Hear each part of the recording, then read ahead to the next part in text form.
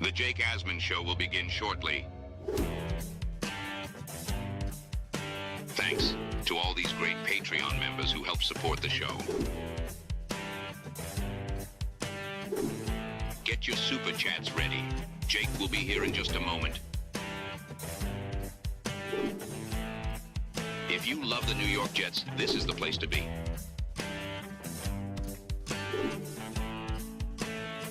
And now, the Jake Asman Show.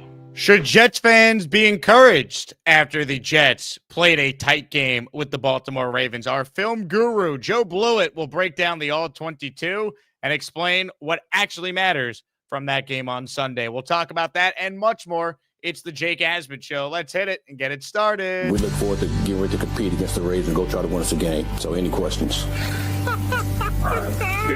Why are you laughing?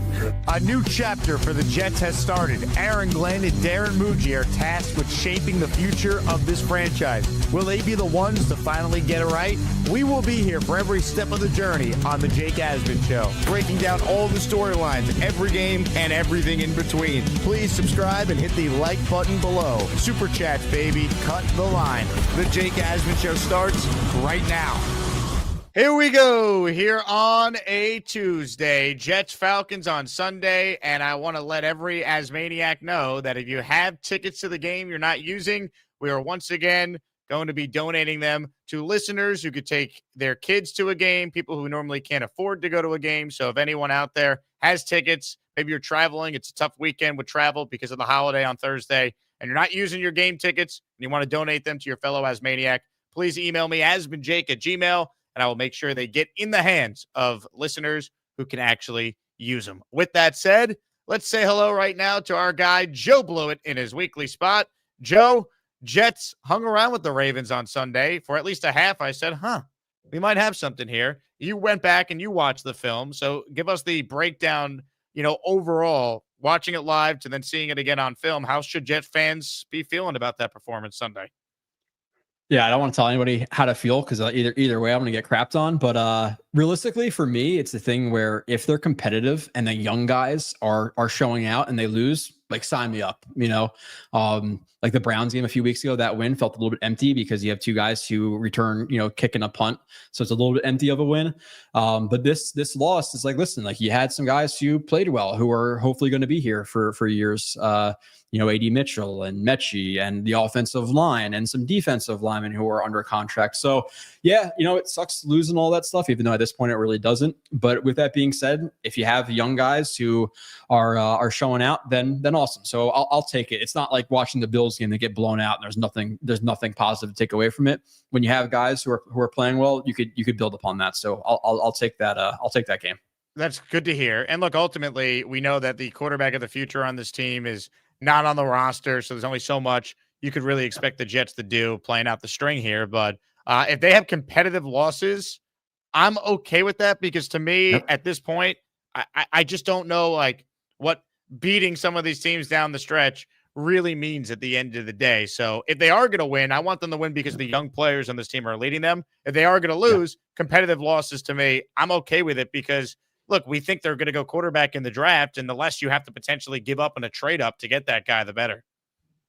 Yeah, it's just like a thing where I understand wanting to see wins because you want to see, guys in the locker room be happy, and you want to hope that, you could build upon whatever Aaron Glenn is doing to win that game. But does it really matter? Like 2-15 versus 4-13? Like, I think that impact from going from 2-14 or 2 wins to 4 wins is less so of an impact than having to trade up from 6-2 for a quarterback. Like the weight is different to each side, but yeah, for me, competitive losses sign me up. At this point, I want to finish with the number 1 overall pick. If they win, it is what it is, but I'm very indifferent watching these games, and the Jets fan in me, like I start to root for them. But at the end of the day, if I could sign the dotted line for a win or a loss for the rest of the season, I'm signing up for losses. Unfortunately, it sucks to say that, but long-term future of the Jets, I think it's best to lose out at this point. We're presented by FanDuel Sportsbook. I mean, look, this game Sunday feels very, very winnable. They are a 2.5-point underdog at home to the Atlanta Falcons, but Falcons are a team that the Jets are in the same weight class with, and that kind of is the next couple games for the Jets. You play Atlanta, you play Miami. Even Jacksonville is not impossible. New Orleans, these are winnable games. I've already kind of resided myself, Joe, to the fact that they're probably going to finish with 2 more wins. And I just hope the 2 more wins doesn't drastically move them down in the tankathon standings. It will depend on some of the other teams that have similar records, but they're picking anywhere from 4 to 6. You're still in range to get the quarterback without having to trade away every pick you own the next 2 years to do it.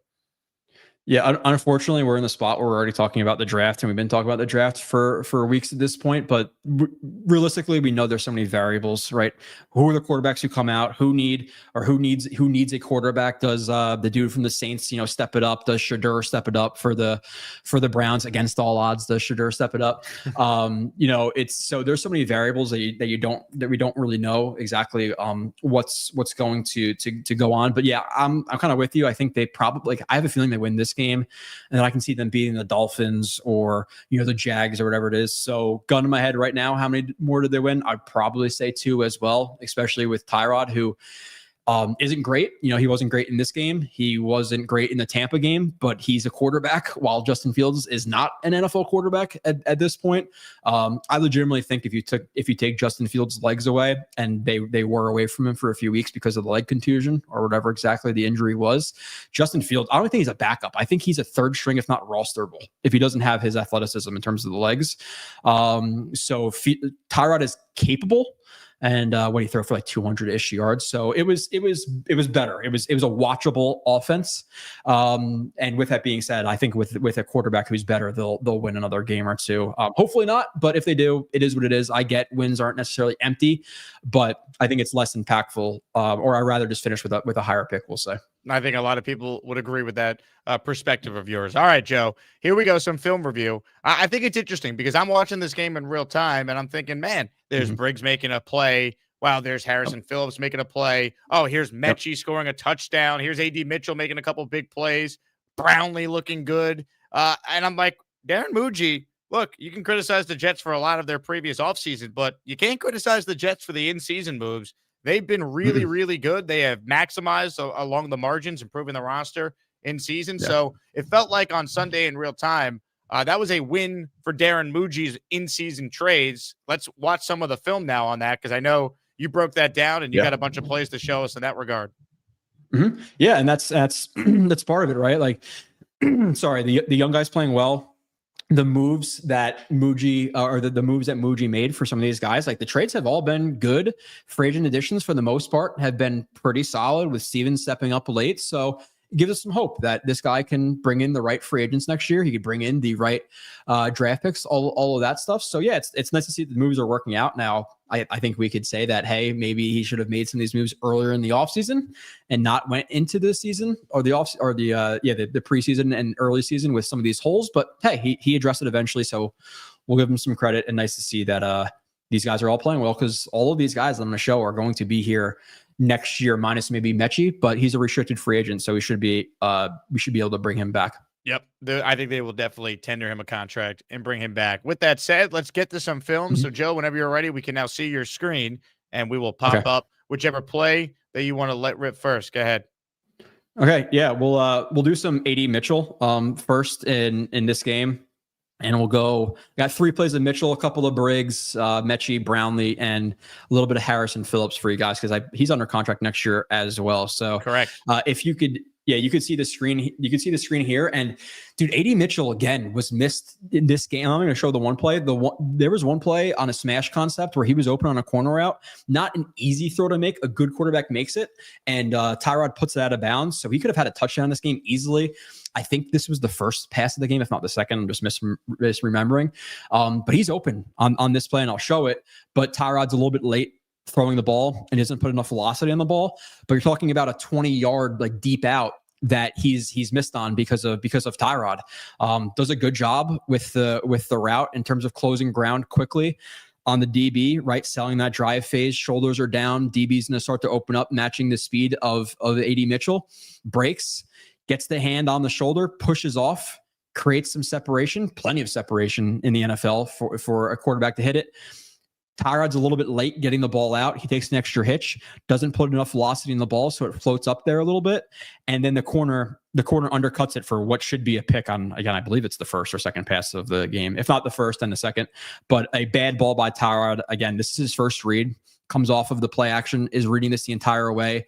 You have a receiver with outside leverage on a corner with his hips open with inside leverage. You're throwing this all day just based on the leverages, and he's just a hitch late. Get rid of the ball now at the bottom of your drop instead of taking the extra hitch and then doesn't put enough on it. So not a good play from Tyrod.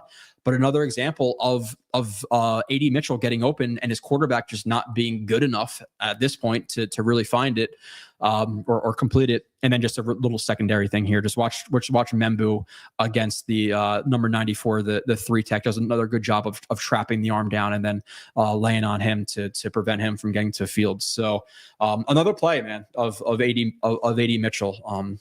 Not getting a catch, and we'll see a few more actually coming up. So he's playing really, really well. Opening script too for Tanner Engstrand here. Again, the Jets, we're looking for something to be hopeful about. They've been pretty good on their opening scripts, especially the last, let's say, 5 to 6 weeks. I think there's some promise there from Engstrand in that regard.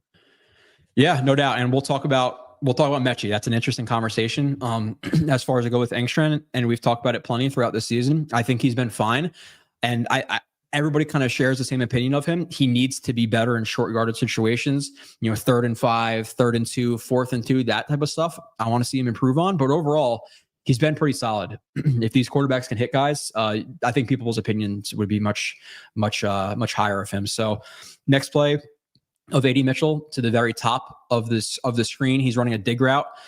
This corner has outside leverage on him, and when you're running an inside breaking route, you're going to want inside leverage on the DB. So what he does is he comes off the ball with an outside stem to widen the corner so that he can release inside. After he releases inside, he does a really good job of then stacking the corner, because if you're running an inside break, you can see my cursor, right? You can see the cursor on the screen. Let's see. Yes, we can see your cursor. Okay, so if you're running a dig route, if you're following the cursor, if it's just straight and then inside, you don't want the corner to get underneath of you and then start like leaning into you, and then you can match the break. What you want to do is kind of send him opposite of the break. So if you can push into him, if you can get him breaking to the outside or running to the outside instead of being on the route break, that's what you want. So he does a really good job of taking a few steps to the outside, widening the corner, right? Corners, hips flip to the outside, opens the gate to the outside, ducks inside to get that inside leverage, right? Pushes through the contact of the DB. And then what he does here, this is the most impressive part to me. If he were just to continue straight here and then break, the corner is on his hip and like gesturing the route is what you call it, like having a hand on it and kind of feeling it out. But he doesn't want that to happen. So what he does is he stacks them and starts to work to the outside. So now he's working away from the break point, and the corner is thinking basically, excuse my French here, but oh shit, he's taking off vertically on me. So now he's taking off outside to match A.D. Mitchell. So he's going away from the break point, right? So now A.D. Mitchell breaks to the inside, break, drive, line. Those are the steps. That's what they're called. Breaks inside on the dig and is open on the dig route. So it's a very, very good route. Like that's not just, hey, it was schemed open, anything like that. That was a very good release and a very good idea to stack him and start running to the outside there for him. Good job by the offensive line. Just pointing this out again, like look at the pocket that he has, so some of the like tweets and stuff from people, it's like, oh, the Jets offensive line is trash. It's like, you just are not watching this team. So hell of a route by A.D. Mitchell. And then I have one more of A.D. Mitchell and missed on a corner route for, actually I had to pull up the other play. There's actually another play in here, Jake, that I missed. I just got to find it. So we have two more of A.D. Mitchell. This play is the 4th and 2. I'm sure we'll talk about it in a little bit, but the 4th and 2, Tyrod's read are to the top first, and we have a really simple, just slant flat. And Tyrod he comes off of A.D. Mitchell. And I'll just show you this really quickly why. He's seeing slant route, inside leverage DB. Slant route, inside leverage DB, typically not going to work out. What A.D. Mitchell does, he uses the hop step release, which is his right foot again, makes contact, hard stab outside. DB flips his hips to the outside. Mitchell is wide open. In terms of, we have man coverage here, right? Man, probably a hole right here, and man coverage. He's open on that. Tyrod came off of it a little bit too quick and didn't see him, but he's open. So him creating that separation and to have it down on 4th and 2 is obviously a very positive sign for him. He's not targeted. It's not his fault. So Good job by him there. And then let me just find the play where he's missed. Okay, this is the one where he's missed deep. So real a quick, bonus Joe, play of before you get to that play in real time. I hated the decision to go for it there. What were your thoughts watching it? Because to me, the defense was playing well. Yeah. I am playing the field position game in that moment. I know analytics said slightly yes, go, but I think that doesn't take into account the tenor of that game and how it was playing out to that point. Yeah, I think you perfectly laid that out because that's pretty much exactly what I was going to say. Analytics say something, but it doesn't take it just takes that individual circumstance into effect and not like the flow of the game. That situation, 10-7, midway through the third or sometime in the third quarter, I forget exactly when. You're playing field position game. You don't have a lot of faith in your offense. You've only scored 7 points. I'd rather them use one of the best punters in the NFL and pin them deep, and then play that field position game, because then at that point, if you don't get it, you're basically gifting the Ravens at least 3 points there, and then you have to come back and score a touchdown within like a quarter and a half. So analytics say to go for it. I didn't love the decision, but to add some not context to it, but just something else to it, I think it's a situation where people are being critical because they didn't get it. I think if he does get it, people, I love the aggression and all that stuff. But with that being said, during the game, I thought it was the wrong decision, but I don't think he's as criticized if he picks it up, right? So don't love it, but I'm not going to kill him for it if that makes sense. But I'm with you. Play the field position game with the flow of the game and how it was going. More of a defensive game. I don't want to just gift them a score if you don't get it. Yep, totally fair. All right, give us this next play then. Yeah, bottom of the screen. So I was talking about the corner route before for potentially a touchdown, and this is another situation where AD Mitchell beats his corner badly on a 9 route, and should be a touchdown, but others, because of the circumstance, he's not connected with. So watch him to the bottom, and then we'll talk about it a little bit after. But a situation where I'll just pause it here. If he's led here, you're talking about, I don't know where they started. Looks like this, like the 47-yard line or whatever it is. So a 47-yard touchdown, assuming he catches the ball here, right? Like 2 yards of separation vertically, 2 or 3 yards horizontally. If this is a well-timed ball and it's leading him, he's gone. So you're talking about legitimately 2 or 3 touchdowns his first game, and probably call it 1.5 touchdowns this game, but he should have had at least 3 or 4 touchdowns the first 2 weeks he played, which is obviously a ridiculous pace, right? But because of the circumstance, he's not getting these touchdowns. And again, just trust me on the corner route. We're not going to show it, but does a really good job here. Again, and it's not just circumstantial. It's because of his route running. So all he does here, and it's relatively simple, is he just comes off with a really slowed pace. And this is something he did with the Colts, is coming off with slowed pacing. And it just lulls the corner to sleep a little bit and lets him feel comfortable that a break is coming. He's not going deep. So watch him come off the ball very slowed. Like he's running probably 70% speed there, 65% speed. So the corner's going to sit on a little bit. Once he closes more ground and he knows kind of, the old saying of once I'm even, I'm leaving. He gets within those 2 or 3 yards, plenty of room to the sideline, stems it to the outside, takes off. And you're talking about a touchdown here, right? Like I don't think I'm crazy there. Ball is outside. Unfortunately, Fashion, who gets beat here by, I believe 45 is Mike Green, gets beat here. Tyrod gets hit as he's throwing the ball. So the ball is obviously not going to get there. But another play, AD Mitchell should have legitimately had, with a good quarterback or good protection on that play, 2 touchdowns in this game, plus a 20, 30-yard completion, whatever it was. I think it's like a 20-yard deep out route that he ran. So add what should have been, 3 more catches, 2 touchdowns, and 80 yards to AD Mitchell's stat sheet. I mean, man, am I crazy for liking the idea of Garrett Wilson, AD Mitchell, John Metchi, Mason Taylor, re-sign Breece Hall? You're not starting from nothing if you're a rookie quarterback coming in, and that's before the Jets, I think, make another couple meaningful additions to the receiver room, tight end room, etc. for that rookie. Yeah, no doubt. I would be like, me personally, just because I want the offense to be stacked for whoever the rookie is. I think AD is your 3 and Metchi's probably your 4. But like worst case scenario, if one of them was your 2, more so AD. I think he has much more upside than a Metchi. But if he was your 2, not worst case scenario. But I want to do everything to surround the rookie quarterback. But you're talking about, let's say, a free agent, 2nd round pick, a 1st round pick, whatever it's going to be at receiver 2. with Mitchell as your 3, Metchi as your 4, Arian Smith as your 5 with Taylor. Like, really, the Jets, I think they have to focus on re-signing one of the interior offensive linemen, maybe adding another one. Maybe a tight end 2, receiver 2, re-signing Brees. Like, the offense is not that far away if you have a quarterback, especially when you're seeing some of these plays from guys like AD Mitchell and Mason Taylor. He's like 35 catches with like 28 of them being contested. And there was a play, I forget if it was a deep over or a dig route on the backside of a concept, and Tyrod Taylor just misses him. So we should have had a 30-yard completion there. Let's call it a deep over. So he's not benefiting from the quarterback play either. But Mason Taylor's been very impressive too. So they got some young talent, a good offensive line, a good running back. They are not far away. I like it. I really do. Comments, questions, super chats. We'll cut the line. I've waited long enough. Who wants some breaking news involving the Jake Asman Show? Ladies and gentlemen, I'm excited to announce the following. A signed Joe Namath jersey is the raffle prize. That's right. Gobble, gobble, gobble. It's a big one. Gobble, gobble, gobble, gobble.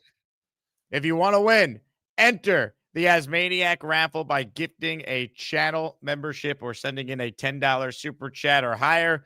$10 will get you 2 raffle entries. We will raffle away a signed Joe Namath jersey on the show tomorrow. So it's such a big prize. We'll combine entries this show and the show tomorrow.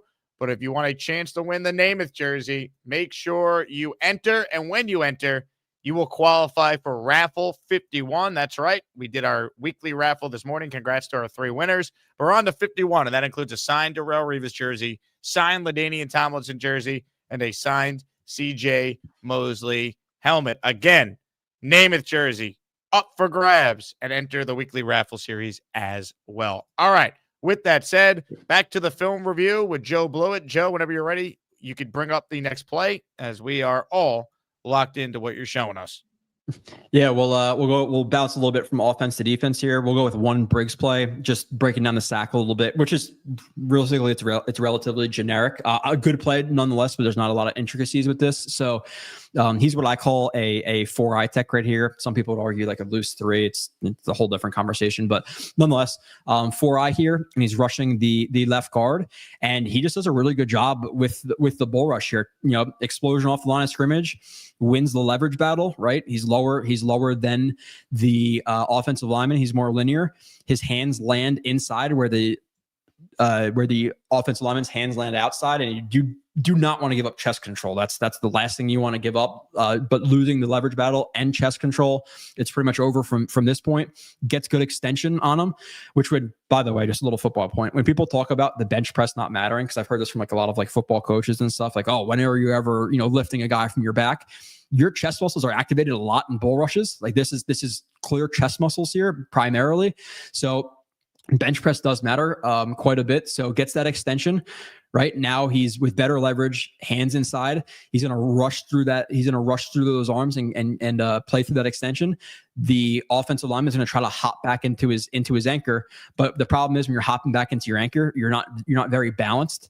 If you look at just his stance right here, if you were to just like, let's say he's like leaning on a wall like this, if you were to pull the wall away, he's going to fall down, right? Like this is not, he's not balanced here at all. So bull rush into a jerk, jerks him, arm over. Look at the picture right there. That's exactly what we want it to look like. Our defensive lineman versus our offensive lineman. Clears the lane, a sack on Lamar Jackson. He's been excellent, man. So it's going to be interesting to see. I think a lot of people talk about D tackle as like a primary need for the Jets.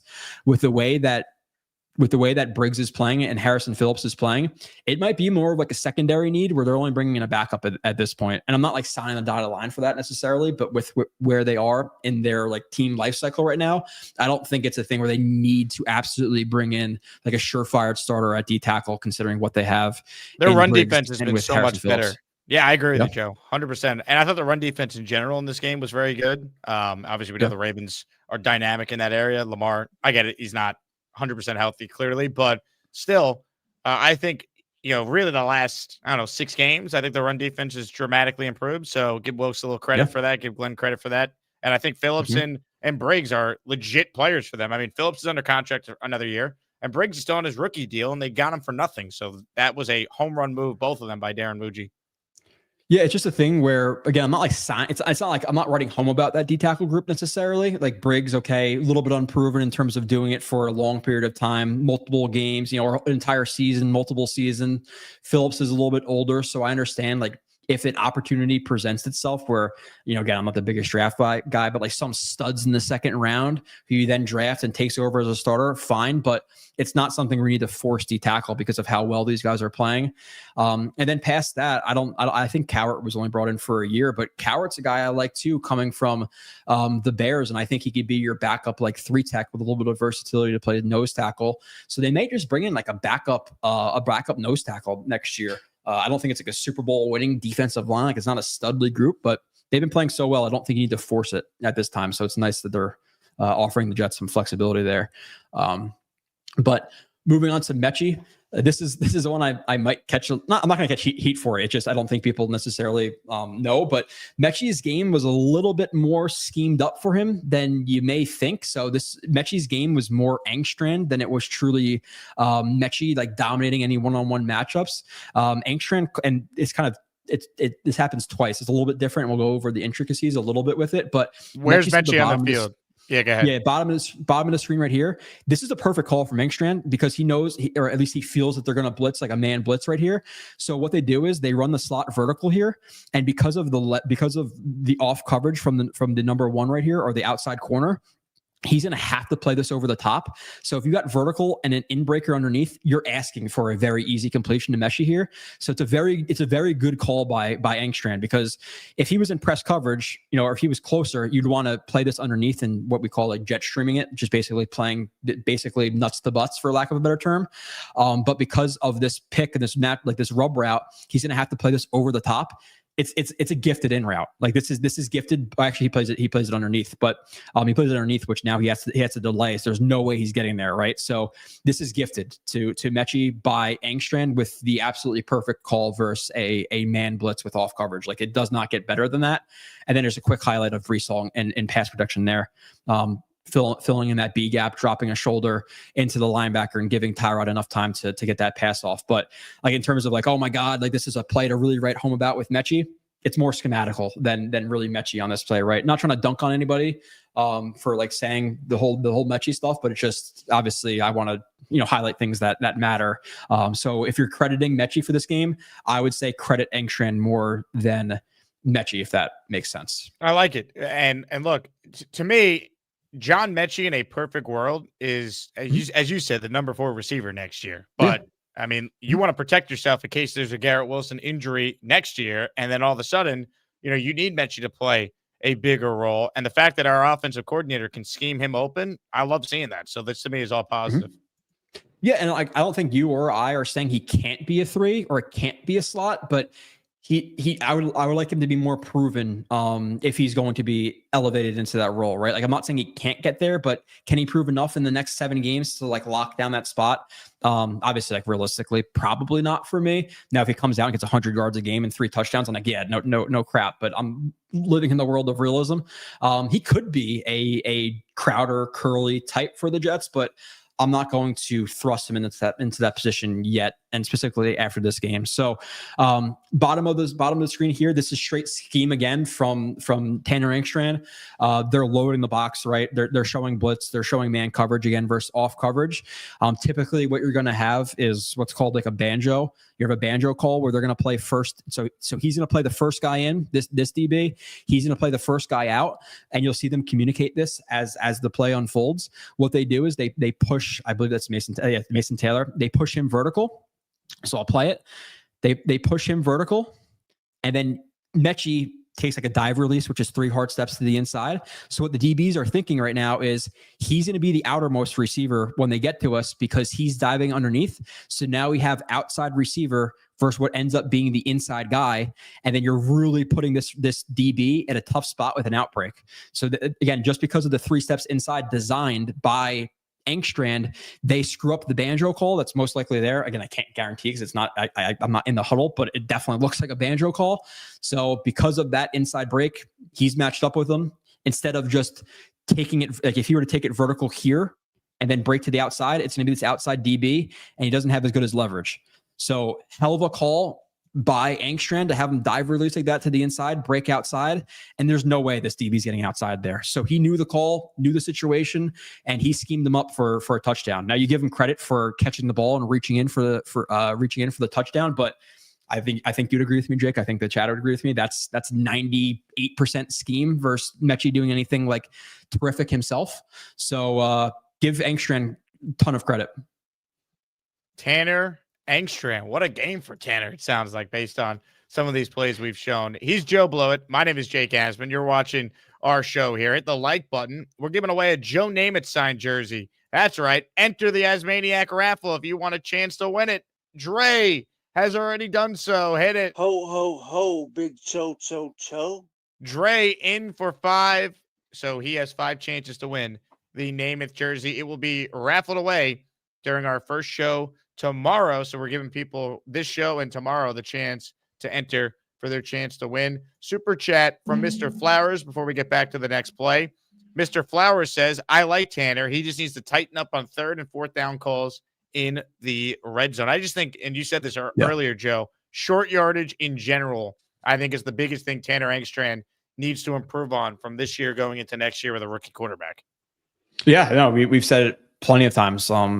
Not just this week, but weeks on weeks that he needs to improve with some of the creativity on short yardage situations and even in the red zone.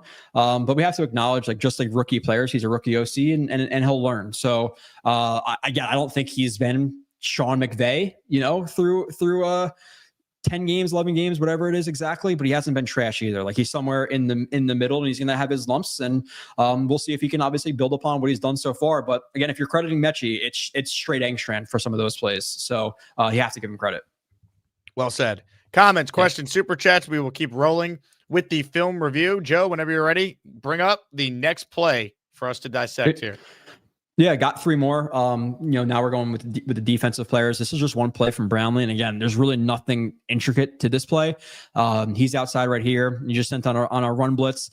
Clemens dives inside, so he's going to be responsible for the edge here. Obviously, it's the red zone. It's the goal line. You're going to be a little bit more aggressive here, so he pinches down pretty quick.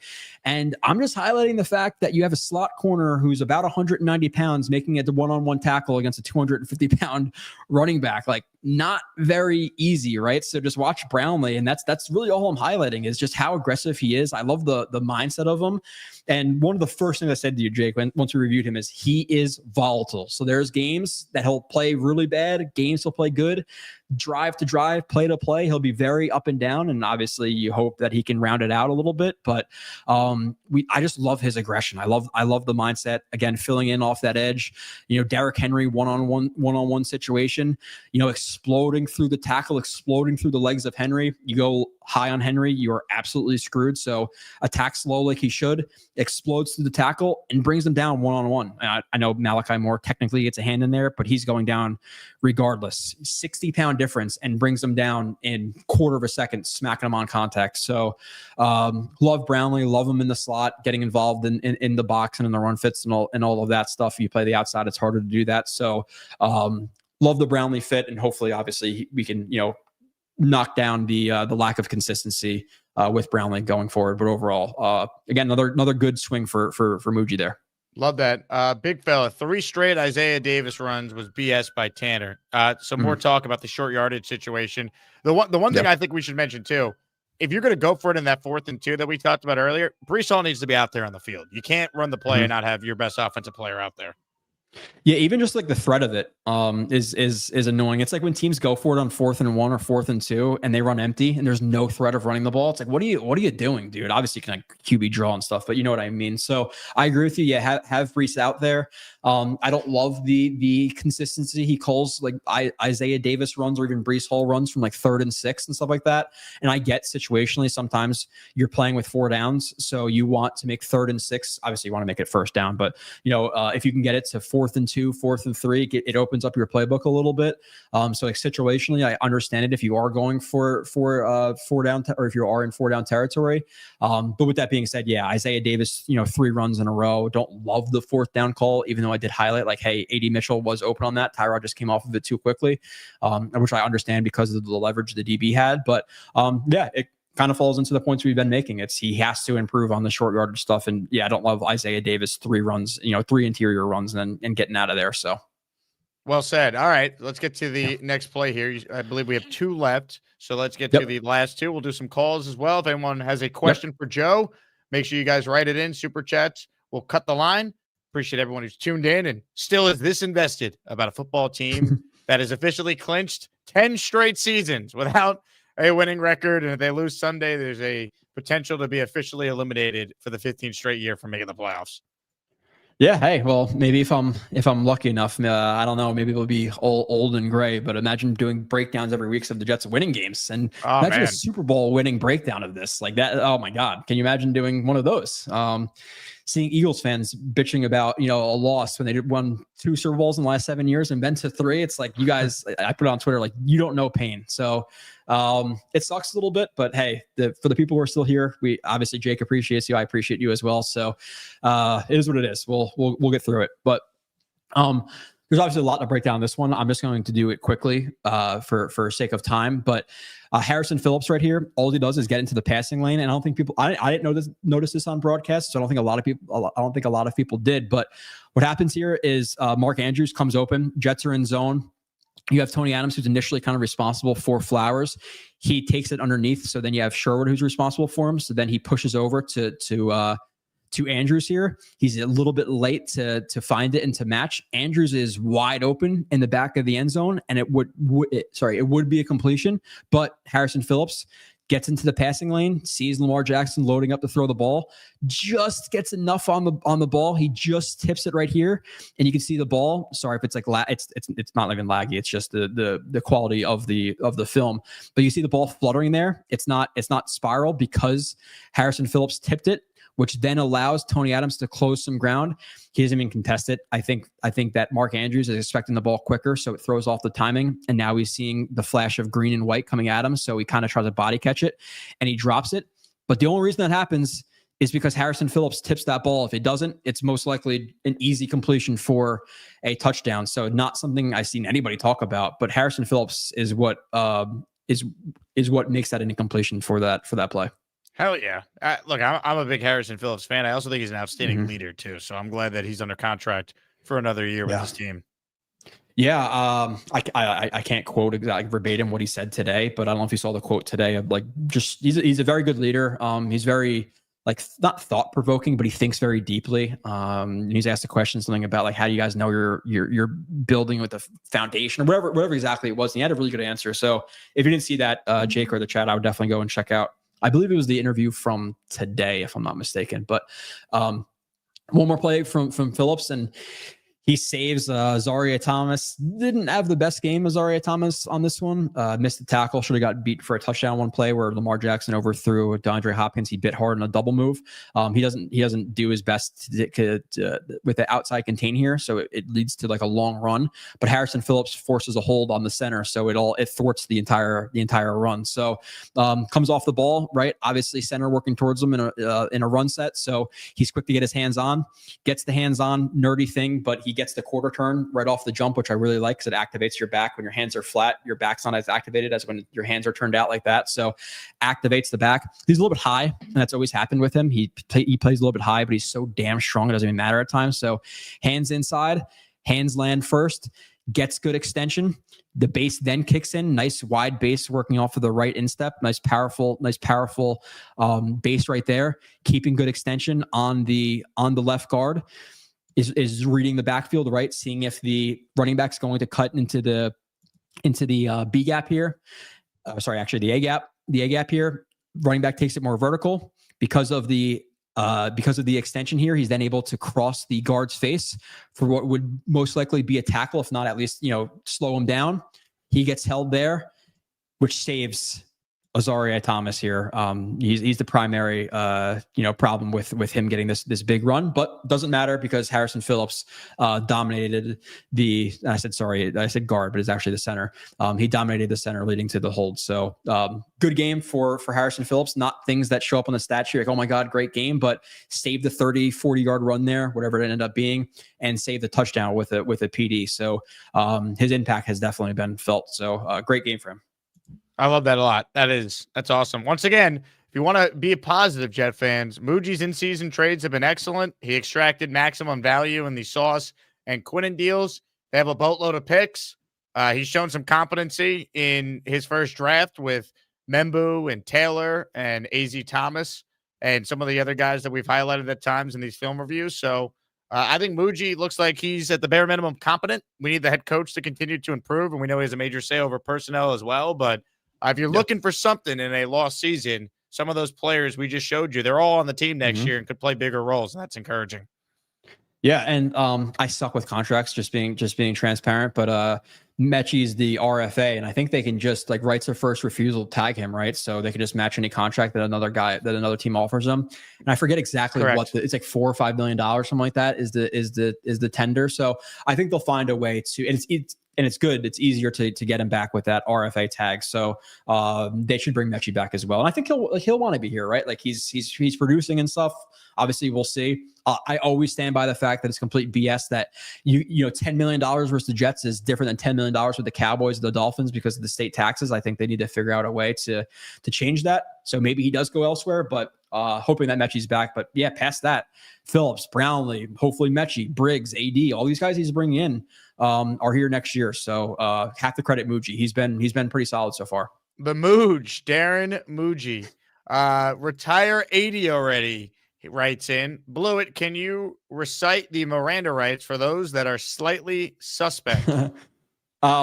No, actually I can't, because realistically, so many people like in movies have to do the Miranda rights thing as soon as they arrest somebody. You don't have to do Miranda rights until you're actually questioning somebody. So I don't know if I've ever actually read Miranda rights like on the spot. So no, and I have it in my hat if I had to read it. So no, I could not read you Miranda rights on the top of my head.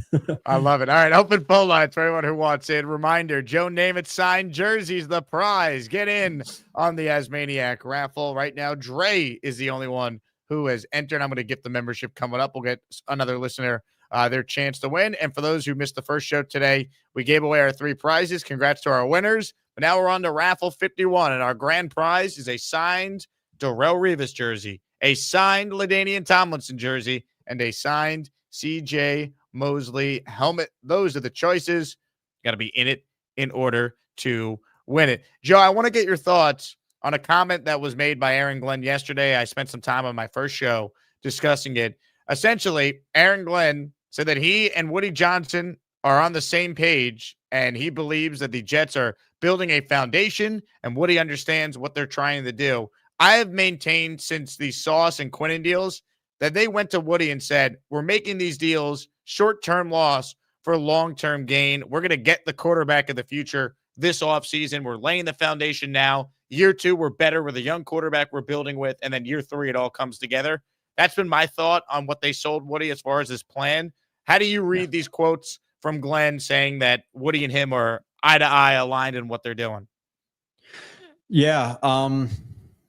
I feel like they pivoted, right? Like, I don't think you sign Sauce and all this stuff if you think you're going to be like a true rebuilding team. So I think they pivoted to what they had to kind of save their ass. Yep. They thought they were going to be a lot better than they were, and then they started 0-7 and then changed the plan. Yeah, I'm with you. So they kind of had to do it. So let's hope they're right. And you have to build a foundation, all stuff. But this is not their plan from the jump. There's no way it was. So I'm not necessarily buying it, but I think they have the foundation. They have some solid pieces, and hopefully they can find the quarterback. That's all that matters, right? Is the quarterback and the head coach. Glenn hasn't been embarrassingly bad like he was the first 7 weeks. He's still not been great in certain aspects. So he's improving from being trash to now being, I guess, okay, or whatever you want to say. But if he doesn't work out, quarterback doesn't work out, it really doesn't matter. So we gotta figure out quarterback, which is going to be the discussion from now until April, which is sad, but it's where Jets fans live. Yep, it is our life to a T. Well said. All right, comments, questions, super chats. Hey, Pork of the Morning is watching the show. What's up, Pork? You got to call in. We haven't heard from you in a very long time. Hopefully you're not as angry as the last time we heard from you. He is in the Asmaniac raffle for 1. All right, we're going to get to your calls. Earlier, this guy won a raffle prize. Taylor from Connecticut, start us off, Taylor. Congrats on winning your signed Armand Membu jersey, which I sent off earlier today. Gotta say, that was a good one. The wheel loves me this You've week. been I red don't know. hot, man. You I really don't have. know. I guess I gotta play the lottery. I don't know.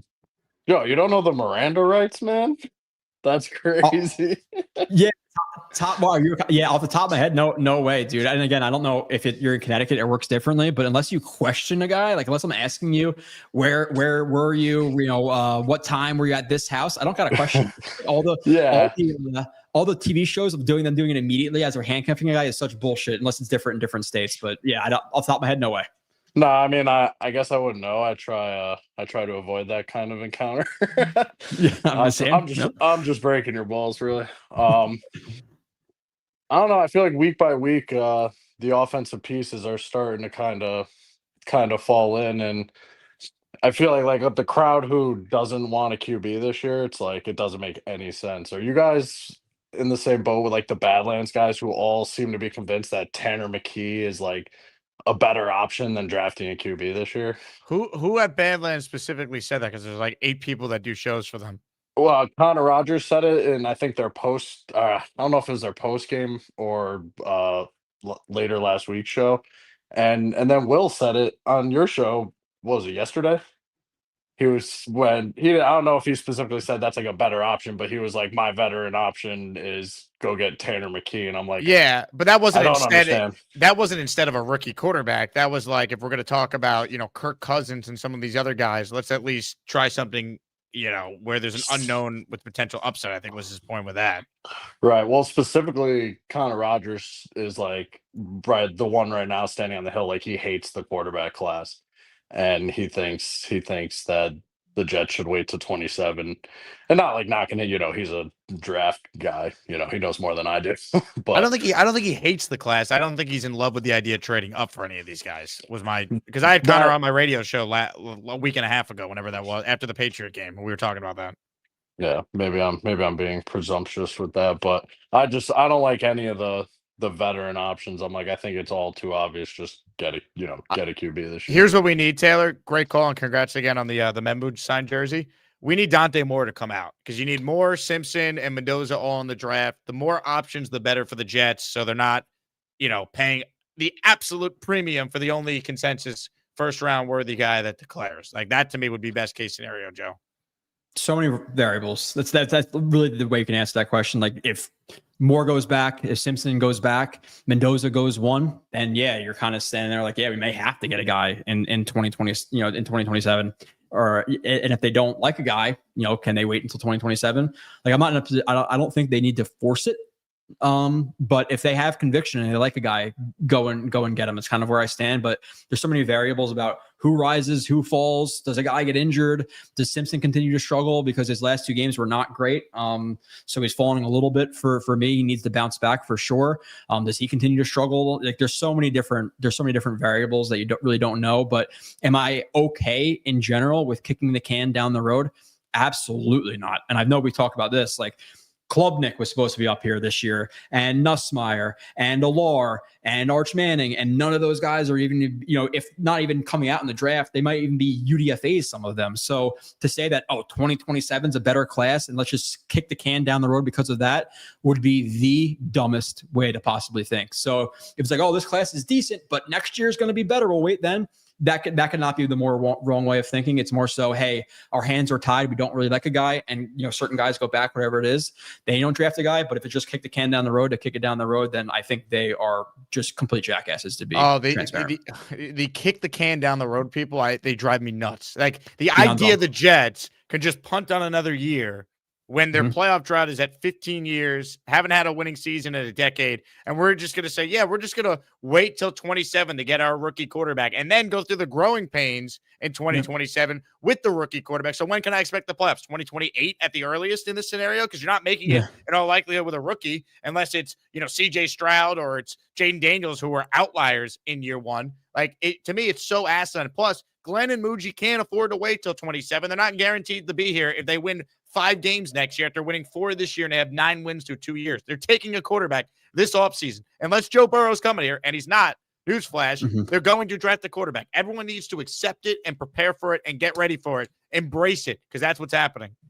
Now, maybe it's next level thinking, and it's because then AG will get fired, and then the new coach has a 3 first-round draft picks. Like maybe it's next level thinking. But like, what happens if only one quarterback is worth the first-round pick? The first overall team wants that quarterback, or another scenario, like there's 3 quarterbacks, you have $100 million plus in cap space. You finish with the 14th overall pick, and then all those picks you just got, now you have to trade up, and that's for a guy who may not even be there. Like there's so many things that can happen in 2027, just like it happened in 2026. You cannot just kick the can down the road. It is literally the dumbest way to think possible. I cannot disagree with that thinking more. It drives me nuts when people are like, oh yeah, let's just wait till 27. We have 3 ones. There's no guarantee you can even get a guy if the teams in front of you also need quarterbacks and they love the guys that are there, assuming there are multiple guys even there, which again, this year's class was supposed to be awesome, and it's not. It might still be good. It's just not the guys that people thought a year ago were going to be good. It's a crapshoot, man. A year ago at this time, Jackson Dart was going in the 3rd round. Like things change, man. Pick the right guy and surround him with as much talent as possible and give yourself a chance. That's been my philosophy the entire season. Yeah, again, don't force it, but if you have some conviction, get a guy. You cannot kick that can down the road for all the things that we just said. If there's no quarterbacks, if the teams don't want to trade back, again, all those guys are supposed to have everybody's. And again, I'm not a college guy, so like you see these tweets out there, and it's like 6, 7 first-round quarterbacks this year. There may legitimately be one. Like if Simpson continues to struggle or he goes back to school, if Moore goes back to school, there might be one quarterback in the first round, when in 2024, all these people were saying, oh my God, wait until 2025. There's 6 quarterbacks in the first round. There may be one. So you cannot just depend on 2027. It is horseshit thinking. It's just being honest. It's really, really dumb. Well said. This is a live look of me if the Jets punt till 2027 at QB. You tell me how crazy I am. I just took 4 chair headshots. What are we doing, man? What are we doing? There is no wait till 2027, people. The time is now. I'm not going to contest Beast too hard on that. I don't think that's a chair, though. I'm still maintaining that's either a cutting board or like one of those like little folding tables that they eat with on a couch. I don't think it's a chair, but I'd be curious to know what that actually is that he's bashing into his own skull. New Q checks in. There was something in the air that night. The stars were bright. Fernando. They were shining there for you and me. For liberty. Fernando. Mendoza. New Q. Thank you. And you've been a channel member for 15 months. So I do appreciate that. Ladies and gentlemen, more of your outstanding calls right now. It is time to say hello to the Wagon. Just Wagon's always cooking, which it takes. Chuck Wagon's even cooking at the game. Chuck Wagon hates McDonald's, but he's headed home to cook. It's time once again for Chuck Wagon.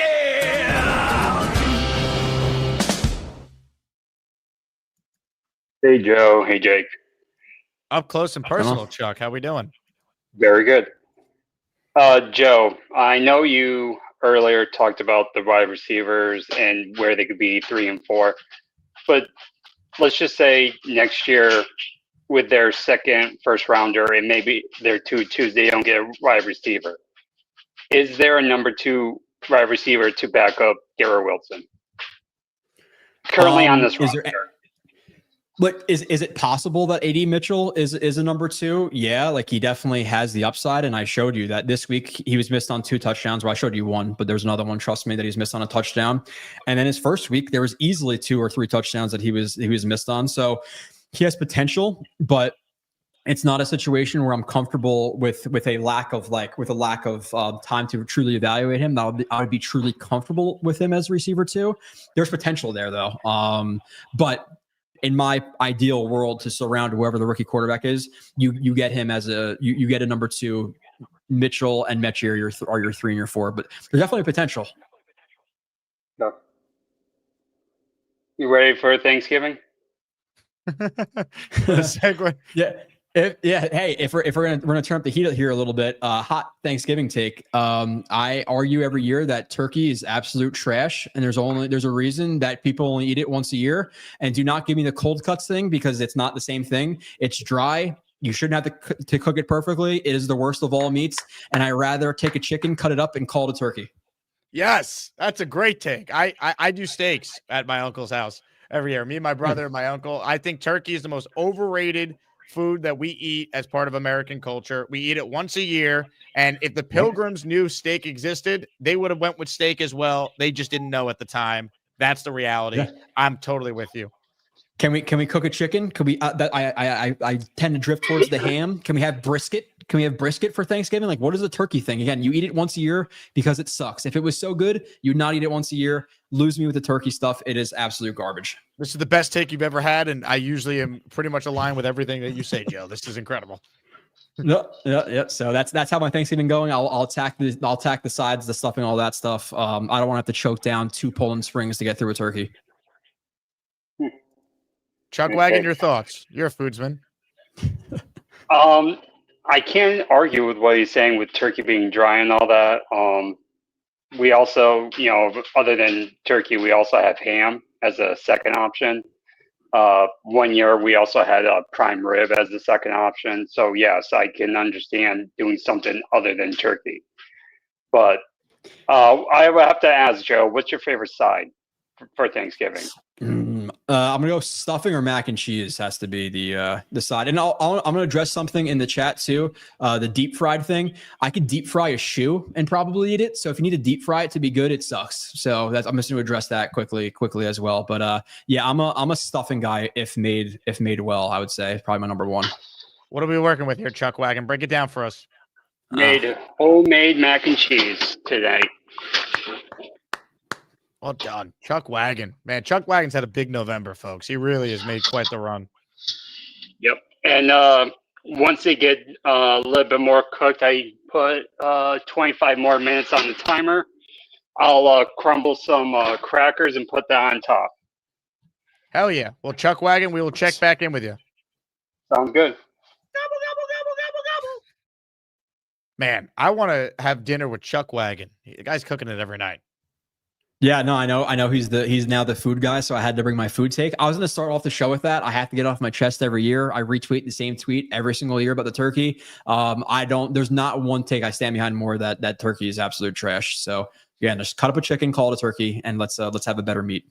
Speaking of food, this was sent to me today by one of our favorites with one of the worst to ever do it. Chef Kevin actually met up with Alan at the Cloverleaf Tavern in Caldwell, New Jersey today. Look how unhappy Chef Kevin is to have to take a picture with this D-bag. But anyway, there's Alan and there's Chef Kevin. You could see the look on Chef Kevin that he is just miserable. But this did happen, and we're talking about food, and there's no better spot in the Asmaniac community than the Cloverleaf Tavern. So check it out, man.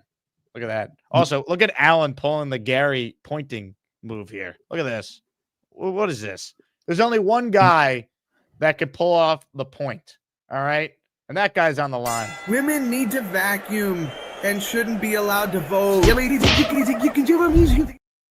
Is that a new one, or have we seen that intro before?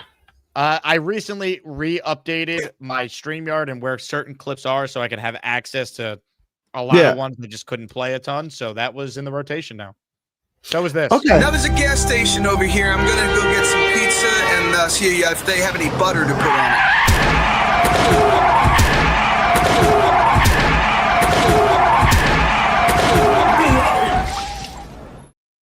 And this. Joe Douglas should have been fired 2 days before he was hired. And look, if I need to go to something else, I could go to this. Chicken doesn't go with pasta. Don't you know it's disgusting? Chicken can't go with pasta. Why? Because of the texture. Instead, go get yourself pizza at the closest Shell gas station, because chicken don't go with pasta. I just discovered dogs are pets. I have other things too, but I figured that will cover it for now. All right. My internet's really bad, so if I get choppy, you know why. I don't know why my internet sucks today, just to give you a heads up. But yeah, Joe, I don't know who these people are. Yeah, when you get arrested, they don't read you your Miranda rights like on TV. That's not a thing. I don't know where people get this from. I know people who are cops. It's TV. I've not I've not done it once, Gary, and nice to meet you. I don't think I've ever met you before. I don't know what you did to deserve all of those cut ups that Gator did, most likely, but here we are. But yeah, you don't. I see it all the time in TV shows. I'm like, it's bullshit, stupid TV show. So yeah, it does not happen in real life. Yeah, it's weird. No one here, none of your listeners, they're all Boy Scouts. No one here has been arrested. Like that's hard to believe. All right. Have you been arrested, Gary? I'm gonna plead the fifth. Whoa, that means you have been, because if you haven't, am I you would have being said detained no. or am I free to go? Wow, what did you do? Am I being detained? I don't answer questions. I think you conveniently picked a day where your internet stinks, so you can't am I here? Answer questions. You're here, barely. Yeah, I don't know why it's all right. So a couple Plants are trying to kill me, so I think I'll eat a stick of butter. Gary, try and call back, reset the StreamYard, the router, and I'll squeeze you back on, because I have a million questions now to follow up on. Based on the clips, he's controversial, so I would like to further the discussion with Gary. I want to know what's going on with that whole situation. Here's what I want everyone in the chat. There's 250 of you live watching this at this current taping. Write in the chat what you think Gary was most likely to have been arrested for. I'm curious where the Asmaniac community is on this. All right, so check that out. I also will check in with a man who can provide a live opinion on this. Beast, what do you think Gary did? It's his own way of life. But whoever says turkeys are dry, I don't think so, Pally. Make some turkey tacos. But if you want to make some good old-fashioned turkey tacos, be a man, put this on, and see if you got it. If you ain't got it, back it back of the line. And don't be a joy-off to do it. Now, just enjoy your day. Get ready for the holiday season. And also remember, Macy's Thanksgiving Day Parade's coming up. Oh, yeah, baby. It's showtime. And remember, folks, don't eat too much trouble. He's pointing. Gary Fox, I'm pointing at you. Gary Fox, he pointed at you. Gary Fox, I'm pointing. I'm pointing. Fox, I'm pointing. I'm pointing. Gary Fox, point at you. I point. He's back, and the internet already looks a lot better. This should be better, hopefully. I don't think it's going to be better, but we'll see. If I'm going to have to do a hard reset. I can't believe this is the first time I've called in with Joe here. That's wild. I call in a couple times a week. I call in a lot. I can't believe it's the first time I'm on with you. But I had a couple of thoughts. Thanks. First, the 4th and 2. I would have went for that too. I mean, they were somewhere 45. Where were they on the field? They were just before midfield. 39. Oh, it was 39? Or 38, yeah. That's a little. I thought it was more closer to midfield. That's a little. All right. I remember it being like the 44 to 45. You guys might be right. All right, maybe that is punting territory. But I generally like going for it on 4th and short between the 40s. And you're saying they weren't even to the 40s yet. All right, that's a little different then. But I really wanted to talk about. First, an excellent take on the turkey. Turkey's so overrated. It is so overrated and so dry. Like Thanksgiving is about the pies and the sides. Yep. The turkey is just the thing. And Jake. The first Thanksgiving, they had steak. They started eating steak hundreds of years before the first Thanksgiving. I don't know why they didn't eat steak, but it was they didn't have it that day, though. You know, I guess not. Yeah, but they knew of steak. I don't know why. The Pilgrims weren't the brightest. Clearly, if they settled for turkey over steak. Yeah, brisket or steak would have been the way to go for sure. But I agree, chicken is better than turkey. Duck is better than turkey. A lot of things are better than turkey. But shout out to Alan and Chef Kev, 2 of the best people who listen to your show. Both of those guys are awesome people. Shout out to Chef Kev, one of the best person to listen to my show. They're both great people. Both of them are great human beings. The QB thing, I just wanted to disagree with you guys. Look, we did this with Zach Wilson. Like, we overdrafted a quarterback, and then you pay the price for it for 3 years. I'm not. Look, if you guys really like Mendoza, then take Mendoza. If you're just taking a quarterback who you don't think is very good because we need a quarterback and you're hoping he works out, that is a dangerous, dangerous game plan that's bound to fail, especially when you don't have the system in place. You don't have the OC. You don't have the head coach that you trust to even build a quarterback. So now you're drafting a middling quarterback in a bad system. It's like, this is why you got to fire Glenn. You got to bring in an offensive-minded guy, an offensive-minded regime if you're going to draft a quarterback that isn't a 100% can't miss type of guy, an Andrew Luck type of guy. I think in drafting a mid quarterback, you're gonna screw it up again. Just like we screwed up Sam Darnold. We picked the right player. Well, I guess not, but we picked a good quarterback. I know Allen and other guys, Lamar Jackson were in that draft, but the point is we picked a really good quarterback. We just failed him. If we pick Mendoza or someone, Ty Simpson, someone who's like, all right, he's all right, I guess he could work, and you put him in a bad system, he's going to fail too. Just like Danny Dimes. It's not going to work. Interceptions don't matter if you throw enough touchdowns. Gary, I'm going to let you go because your connection was a little choppy there, but we got the gist of the argument. The only thing I'd push back on to what he said, Zach Wilson wasn't a reach at the time. It didn't work out, and he was a colossal bust.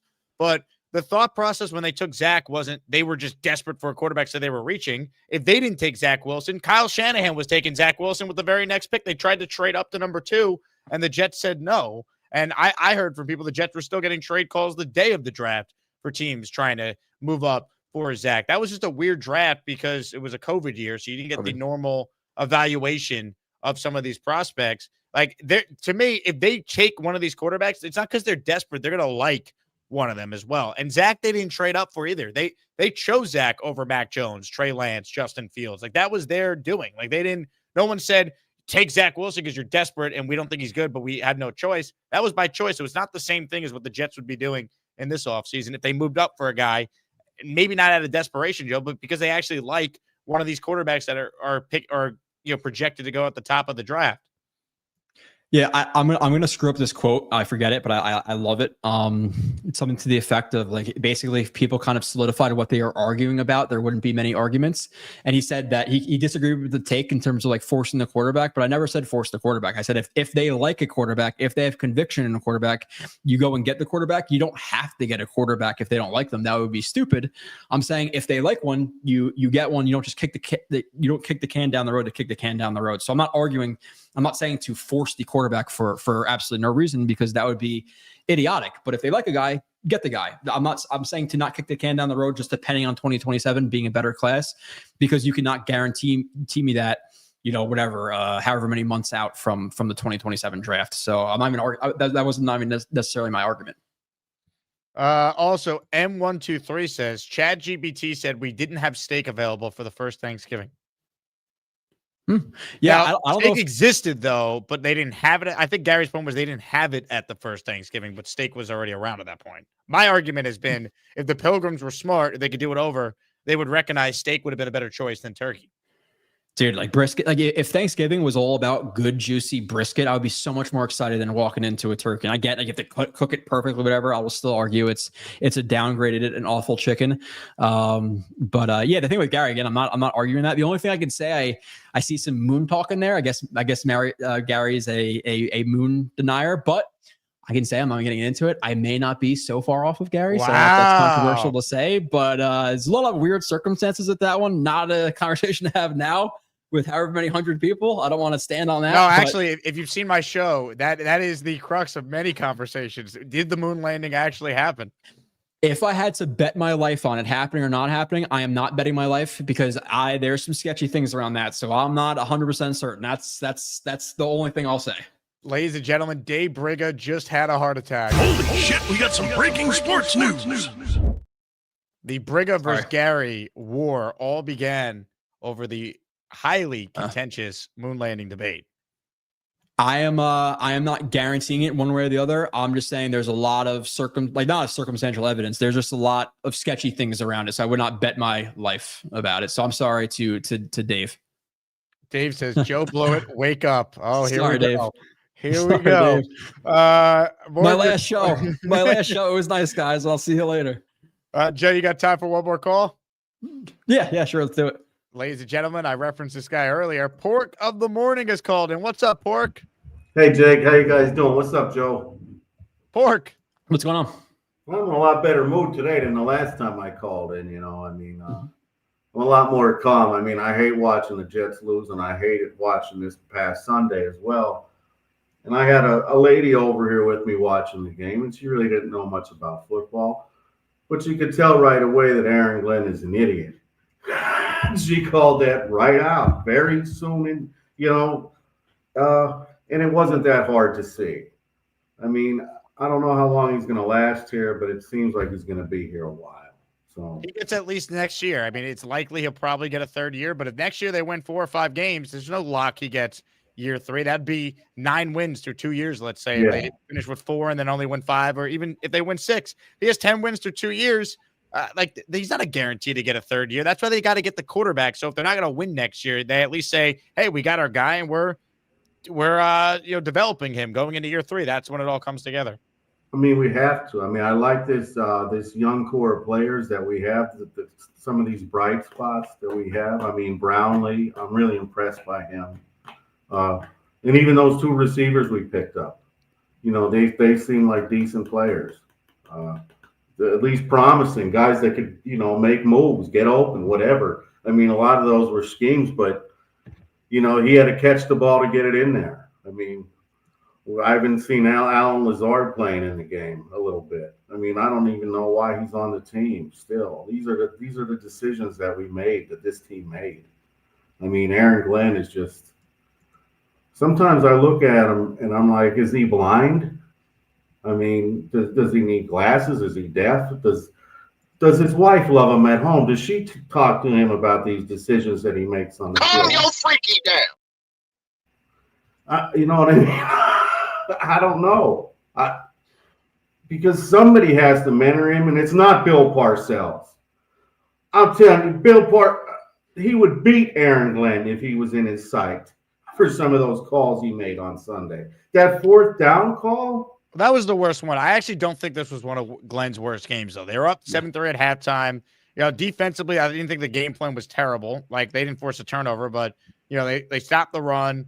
They were in the game. He made the right move with the quarterback change, the only move. But, I've been very critical of Glenn this year. I don't think this was the game where I'm going nuts on him. I didn't like the 4th and 2 call either in real time watching the game.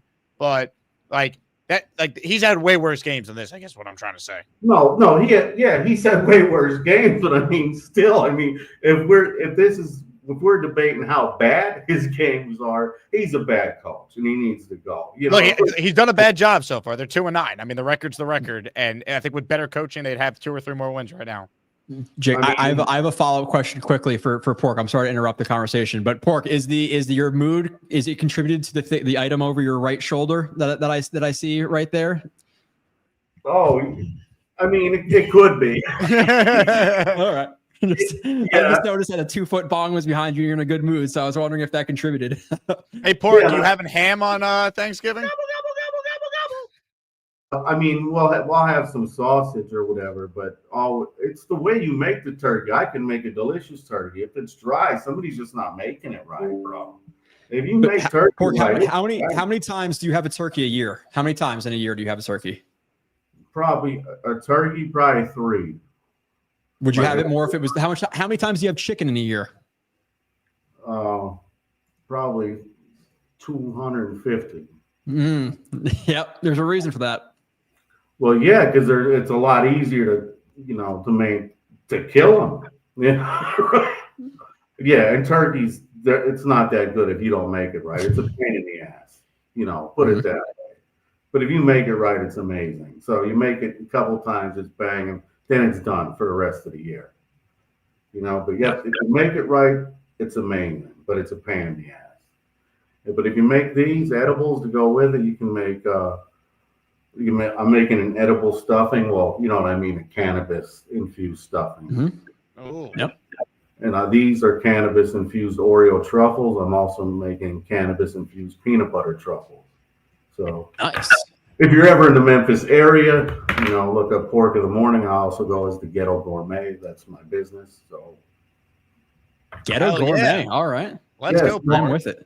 Small catering. Look, here's the card. I know you can't really see it, but Hey, I love that. you know, Nice. it's kind of bougie. You know what I mean? About 10 guests or less. You know, don't go over 10. I mean, and it's high dollar stuff. You know what I mean? If I'm infusing stuff and delivering it and putting on a show, you got to pay. You know, there's drinks will be served. I also have a bartender, so she's Nice. smoking hot too. So that really helps. Calm your freaky down. Ladies and gentlemen, pork of the morning. A man who likes chicken as well. I just had chicken. Chicken.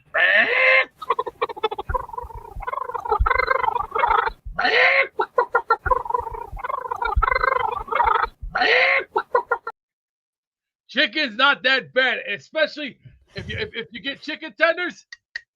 Hot sauce, the best way to Slap go. that on there. That's right, nice and drenched. And you know why? It tastes that damn sexy. Gobble gobble gobble gobble gobble. Joe, one of your finest appearances. You really riled up the chat with your moon landing take. You won the heart of Gary over. And man, a lot really happened during the show. But hold on.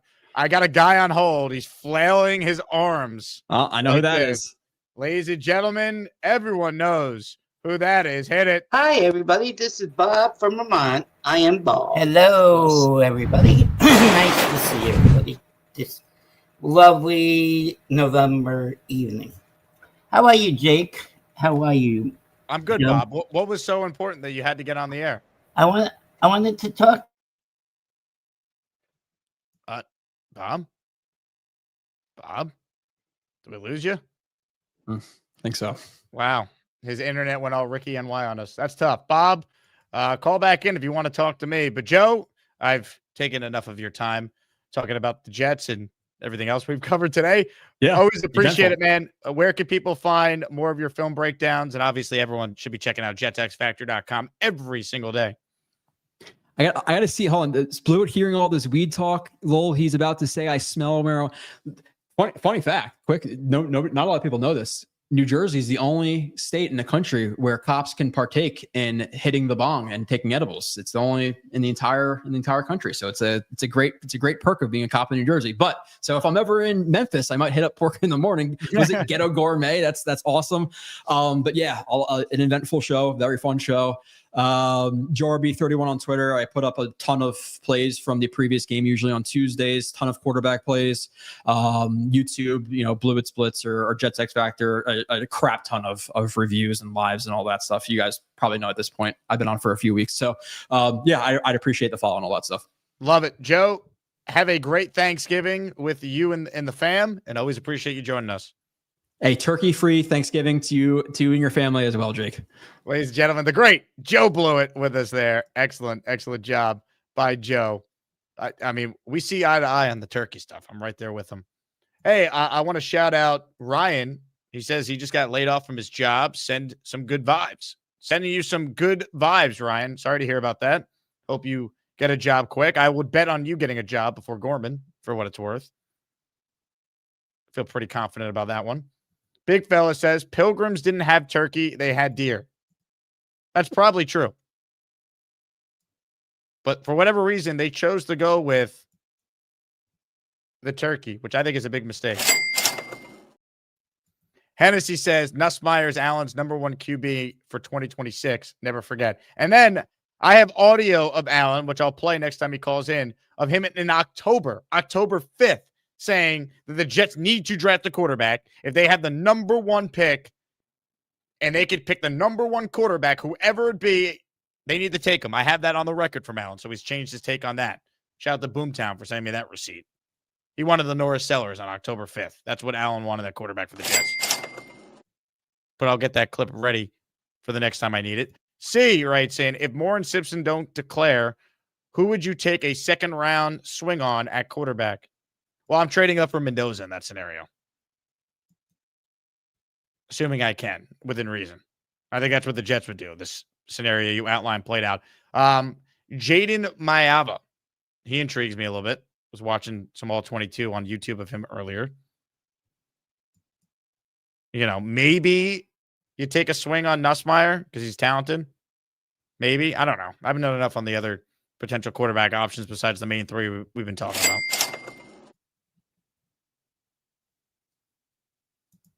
More of your calls right now, ladies and gentlemen. Let's see if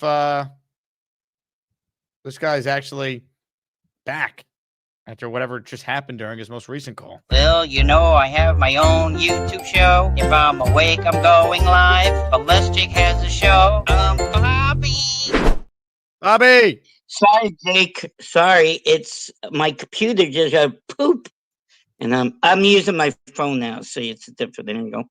You gotta see my nose. We actually see more of your face in this angle because normally we only see you from your hat down. Yeah, I know it's weird on the phone. I agree with you. Yeah, that's true. But what was that president that made turkey the national bird? Was it president way back? What president Was it made Roosevelt? turkey a national bird? Holiday. I will ask bird. ChatGPT right now. Yeah, that's no U.S. president ever made the turkey a national bird. The actual national bird is the bald eagle, chosen in 1782 by Continental Congress when they approved the Great Seal. The confusion comes from a myth about Benjamin Franklin. Franklin once wrote a letter joking that the turkey was a more respectable bird than the bald eagle. Never proposed it formally, so the turkey was never the national bird officially or unofficially. Okay. All right, that's where I got confused. Okay, maybe that's why. So I'm gonna have Michael come over my apartment. We're gonna cook some turkey. You guys should film. And we're gonna have you doing a little turkey action together. Yeah, we could do it. Yeah, I could use my phone. What I could do the phone maybe. Yeah, take some video of you guys making the turkey. Yeah, well, I'm gonna cook the dinner. Michael's coming over as a guest. So I see. And we're gonna have some stuffing is the best part of the turkey. That's what I like. And then mashed potatoes. You like mashed potatoes? Hey, give me a gobble gobble, Bobby. Gobble gobble gobble.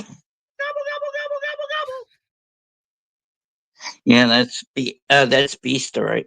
He looks good. Yeah. So yeah, I wanted to call in. Sorry to Joe. My computer poof. I don't know why. It just out of sky it does it sometimes. It goes poof. So poof. Yep. Are you having my friend on tomorrow afternoon from Las Vegas? Coach Jeff Parcells? Yes. Yeah. He will be on the program. What? He will be on. Good afternoon. I'm going to call and I miss him.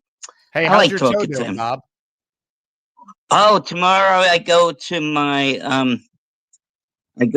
doctor tomorrow, the wound clinic, and it's the doctor who did it. Doctor, it was your brother's friend's doctor. Sounds Italian. What's his last name? Lacani, yeah. Good guy. He did an excellent job on my toe. The other doctor said, wow, it looks very good the last time I went. That was last Wednesday. So tomorrow I go. And then on Friday, if it's still needed, the nurse comes in on Friday. No sponge bath, though. So, sponge bath. What are you going to do? I don't know. Once I get my wrapping off, I just wash up in the sink right now. I can't do anything else because I can't get it wet. It's resting on my toe. I got like ace bandage wrapped around, then that white stuff they put on gauze all around. So they really tighten it up. So then I have this weird shoe. I got used to it. I have to stay on my heel because the toe. And then I use my what's called walker. So I only was in the hospital one day. And then I get to go back home. I was so happy when he said that. I did not want to go to the nursing home because I will miss this girl very much. Well, you're you very see old, her though. sleeping. No. Who's old? You. Now this gonna be 63 in March. You're an old So that's fart. good. I am old fart. I'm 57. Getting there. Getting to be 60. I can't believe it. And we've Dixon been in says this that- section of the. Hold on. Dixon What? says you're bathing with baby wipes. Is this true? No, I use washcloth, soap, hot water, and everything. So Are you not no, able I to don't take a use shower? baby- No, I can't get it wet. So what if you like put But- one foot out of the shower and then the rest of your body? Well, I could is in the try that. shower? I might fall on my ass again. Remember, I peed one time. I fell backwards. No, it Yeah, didn't but work. I thought you lost a lot of weight and you're in better physical Yeah, I condition. did, but yeah, I know, but I don't think I could do it. I'll try it tomorrow. I'll try Hey, it let tomorrow. me bring in my my health and fitness expert. He'll give you some advice. Oh, I know these. Yeah. Yep.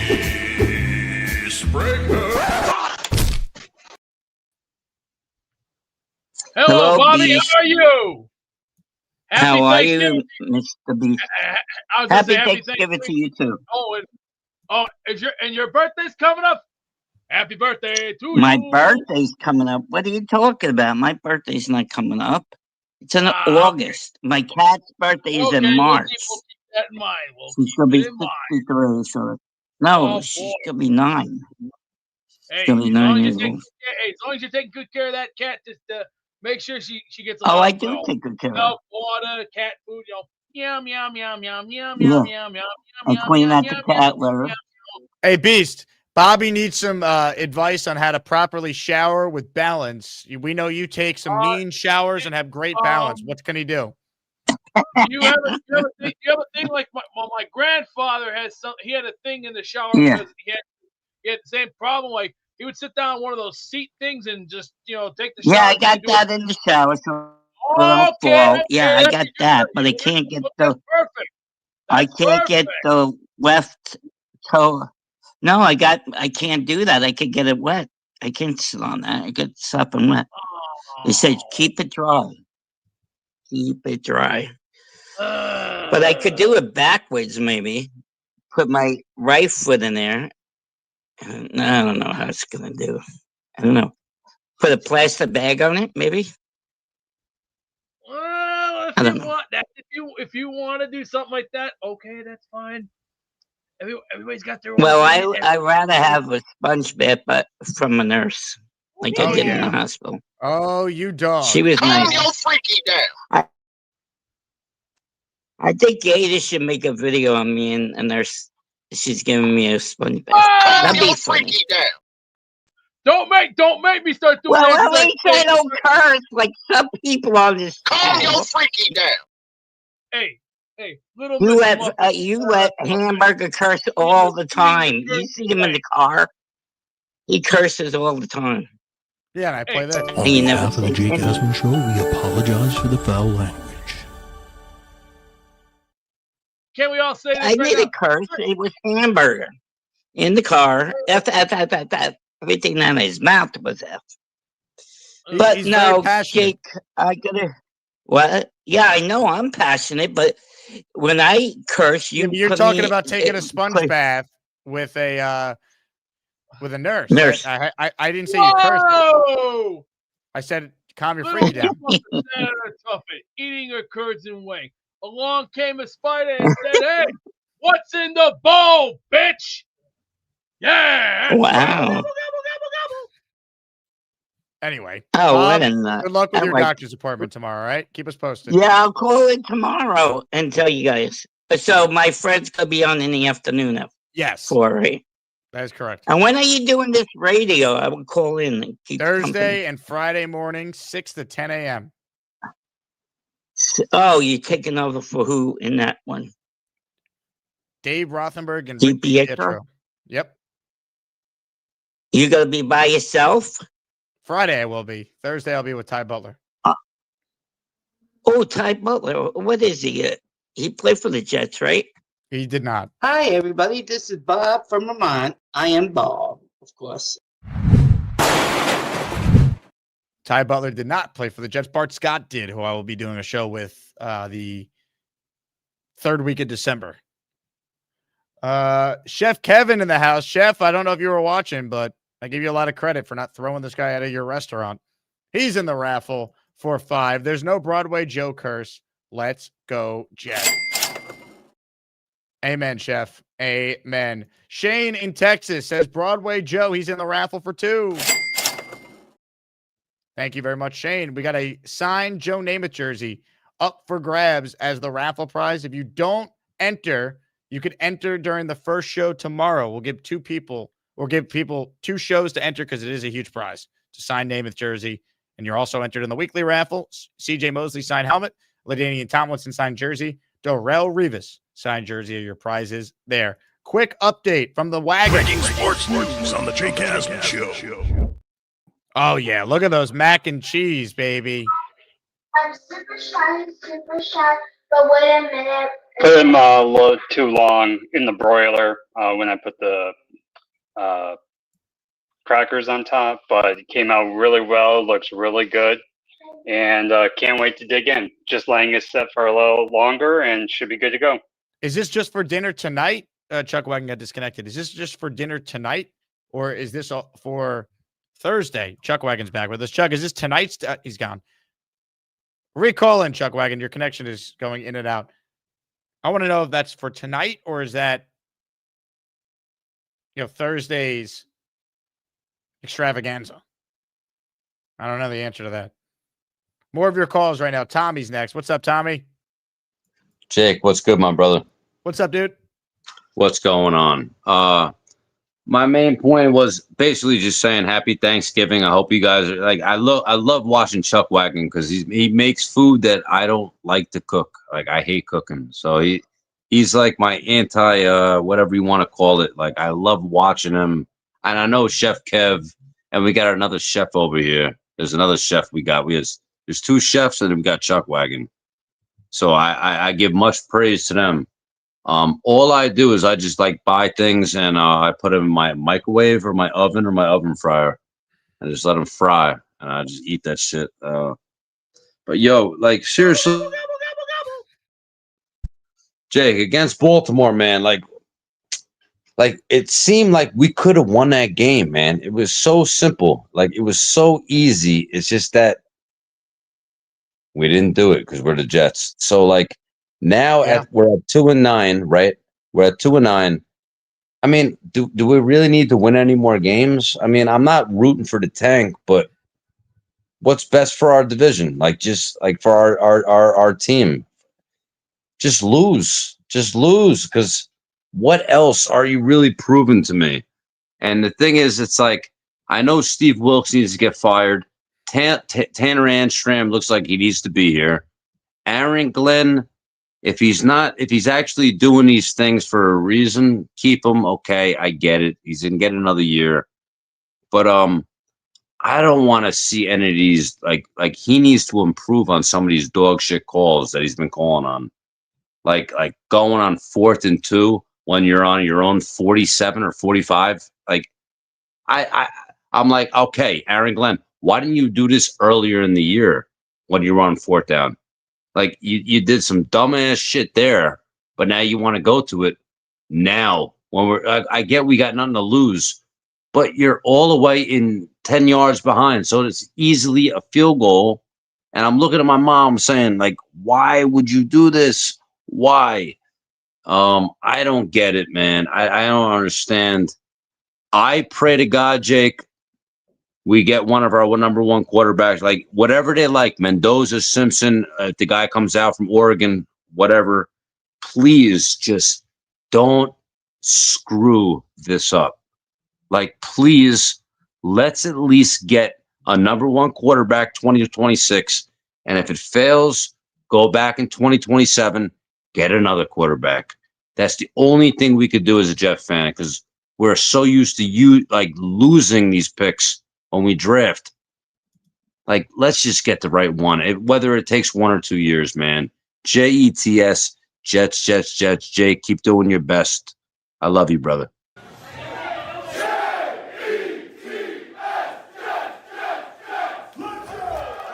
Tommy, appreciate the call. I have no problem with take the quarterback this year. And again, if it doesn't work out, they need a quarterback. So yeah, 100%.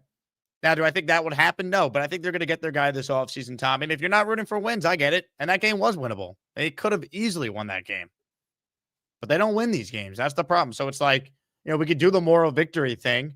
And in some respects, yeah, it's a moral victory. But, it's only a moral victory because they were 2-8 going into the game. And it's like, we just assumed they were going to lose no matter what. Like, this wasn't supposed to be a moral victory year. It's supposed to be this team fighting for a playoff spot.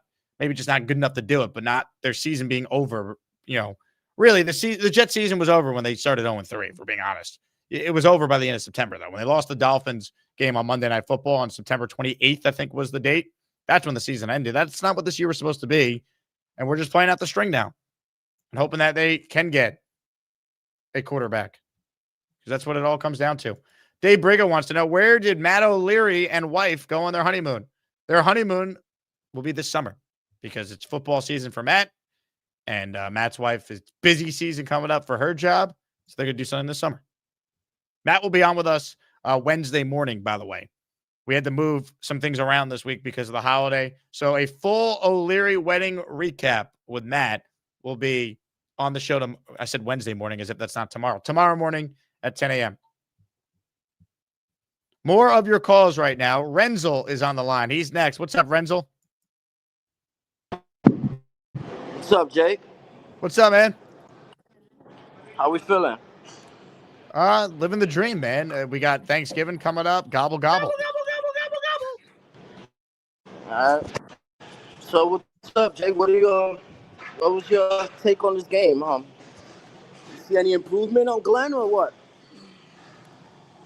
Yeah, I mean, we've been talking about it. I think there were definitely some real positives from what we saw from the defense in the first half. We highlighted on film all the guys that Mougey and Glenn brought in season that has worked out. I didn't like the 4th and 2 call from Glenn, but I don't think this was one of his worst Coach Haynes by any means. Renzo, do me a favor. Your audio is horrific, as bad as Aaron Glenn was the first 7 weeks of the year. So please call back, and I will get you right on if we could hear you better. More of your calls right now, ladies and gentlemen, from one guy with terrible internet connection to maybe another. JJ's next. Hello, JJ. My internet connection, I keep trying to tell you, is impeccable, man. You got to stop fronting on my internet. Can we be honest about the game?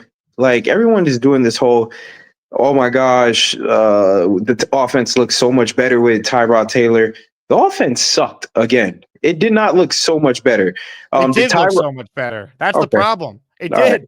right. Not in the points. The eye test told me yes. They obviously had the Breece Hall fumble that killed a touchdown. But I mean, how many times has Breece Hall fumbled this season? And like, this is not the first time we've seen guys fumble. Breland Allen fumbled at the 2, 3, 4 yard line. Like, we've seen our running backs fumble in big spots throughout the whole season. The offense looked like more of the same. I mean, my God, I don't understand. Better. It did look better. Like, I'm not celebrating it. They scored 10 points and lost. But like, if you're a fan who watches every game, like I know you are, you can't sit there and tell me they were not a better offensive team. I want to say this. I do not think Justin Fields is a good quarterback. I think he did terrible this year. With that being said, I can honestly say that as I was watching that game, I've never been more bored watching a Jets game in my life. It was awful to watch. It was the most boringest thing I've ever seen in my life. The offensive output was terrible. Tanner Anstring, I don't know what the hell he was doing. That was a terribly coached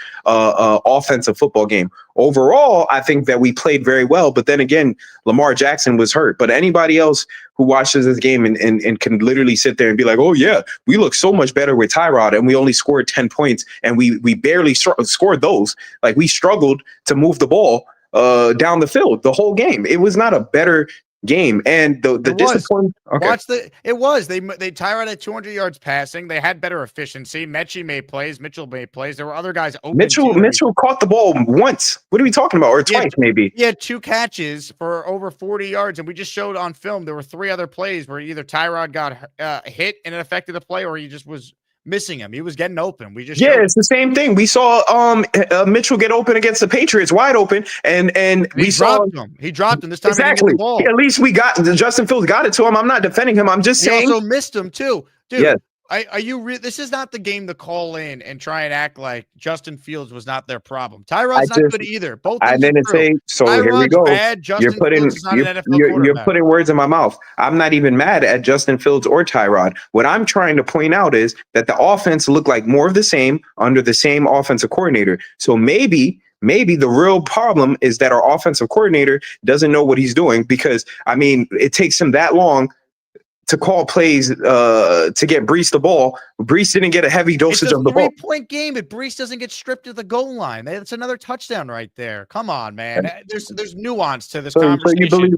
So you believe that Antran did a good job of play calling against the Ravens? You think I didn't think it was his best game, but after doing the film review with Joe Blewett, I feel a lot better about his play calling. Okay, so we can agree. We can agree there. We can find some common ground. All I'm saying is I don't think that he's that good of an offensive coordinator, albeit it's his first year. But you guys sold me His on. quarterbacks are Fields and Tyrod Taylor.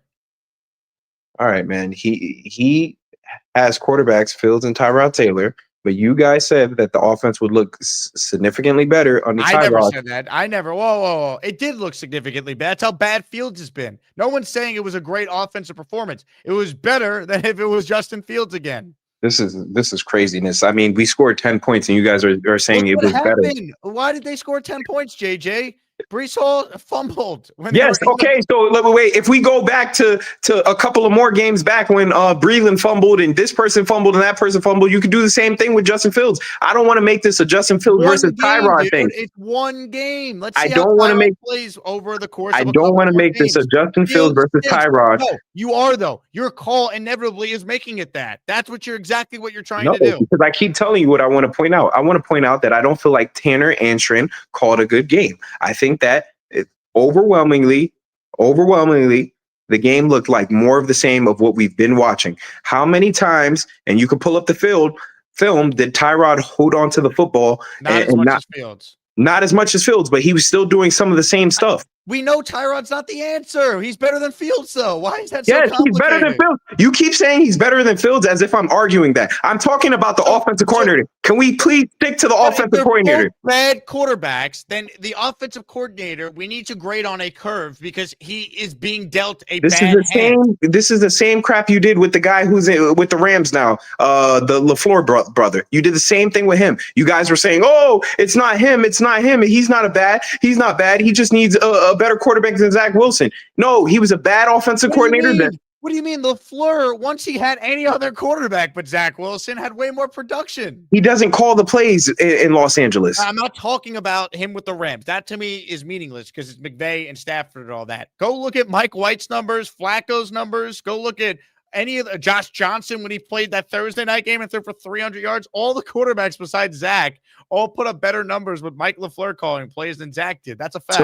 So let me ask you a question, right? If you have to choose next year, right? Let's just say in some crazy world, you have to choose next year between LaFleur and Tanner, or we bring in somebody completely new. Which would you do? Who would I take? Either Mike LaFleur or Tanner Engstrand? Or we can bring in somebody new. Like we can bring in somebody new. Oh, who's new? Who am I getting? This in general, we can go down the list. Look at the top prospects. If he gets fired by the Dolphins, I'll take him.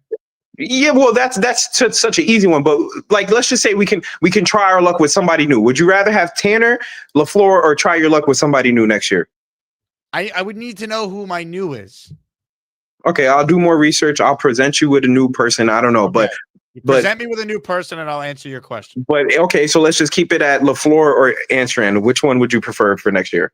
I think I would probably, based on what we know now, go back to LaFleur, but I don't think Engstrand's been as bad as you think he clearly is. I don't think he's the worst offensive coordinator. I don't think he's Nathaniel Hackett bad. I just think that he's not utilizing the players that we have correctly. And I think that's fair, but I also think you looked at Brees Hall, right? What did Tyrod do? He actually checked it down to Brees, and Brees showed his ability with Yak and making plays because he's a special player. You're never seeing that with Fields. Fields never threw the check down to Brees.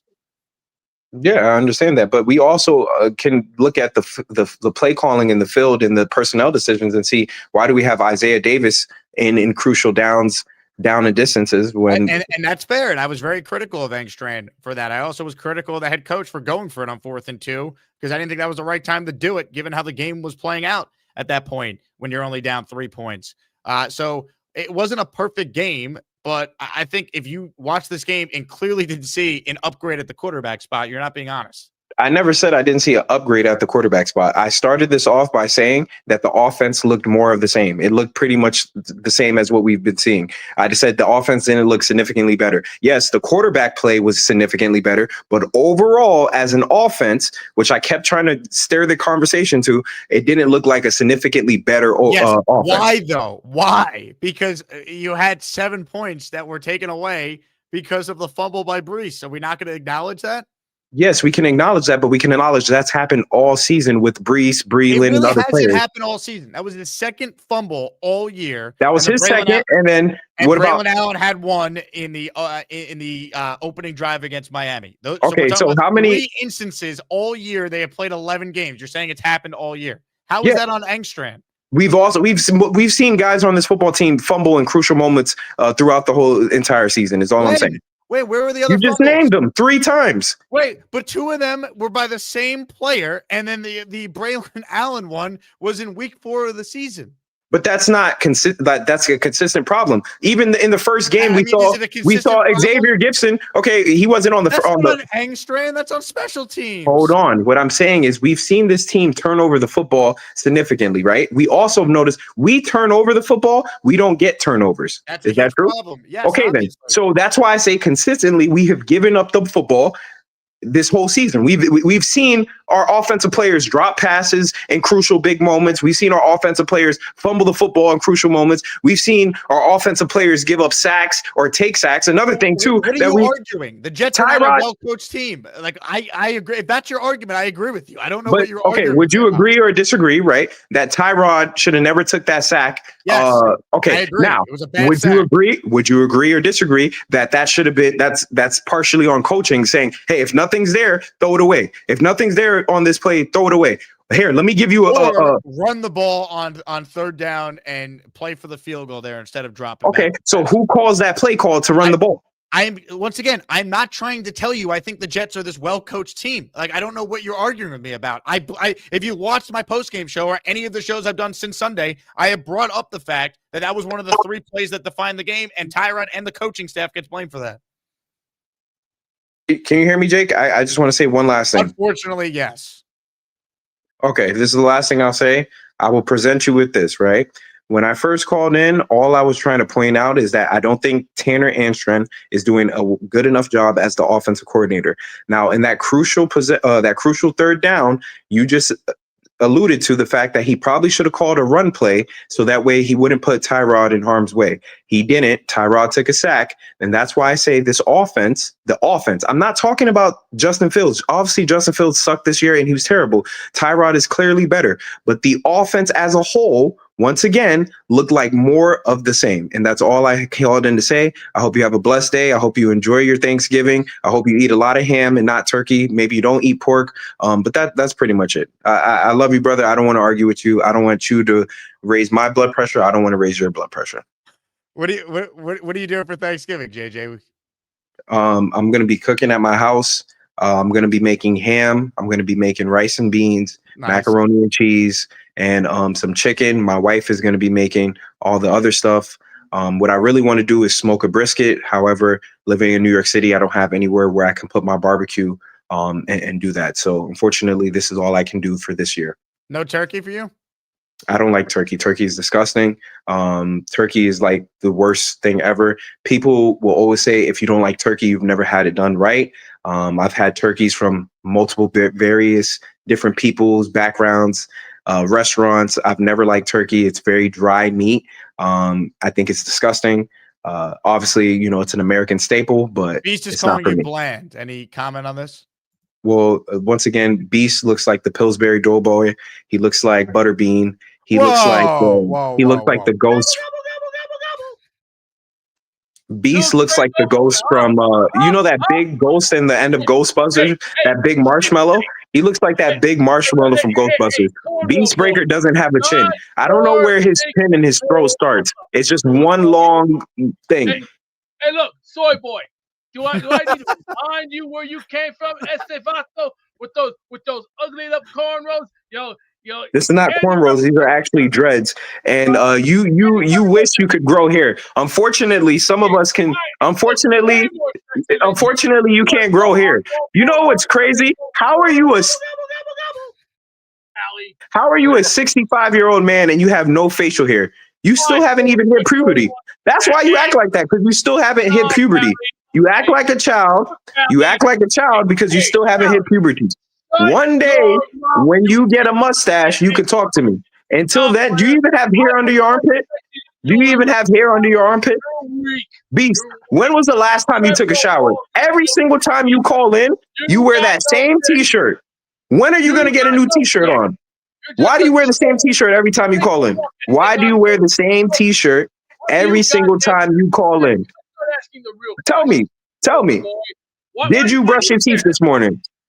Hey, why do you think I shave? Why do you think I take hot showers? Because I look twice as sexy than your sorry ass on a cold day, pal. You couldn't lace my boots, carry my bags, or even touch my jockstrap.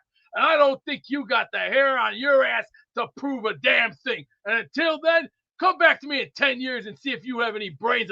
But until then, those brains of yours are probably scrambled into play. They're not. The difference between me and you, Beast, is I actually get up and I leave the house. You sit in the house all day. You wear the same t-shirt. You got to change your shirt. Next time you call in, hey, I'm proposing this. We're going to ban you from the Jake Asman show until you put on another t-shirt, because we care about you. And it's not good hygiene to wear the same shirt every single episode, back to back to back. Beast, I love you and I care about you. I don't want you wearing that shirt next time you call in. You better put on some new clothes. Beast. That's all I'm asking. If you want, I'll send it to you. What's your address? What's your address, Beast? I'm going to send you a t-shirt.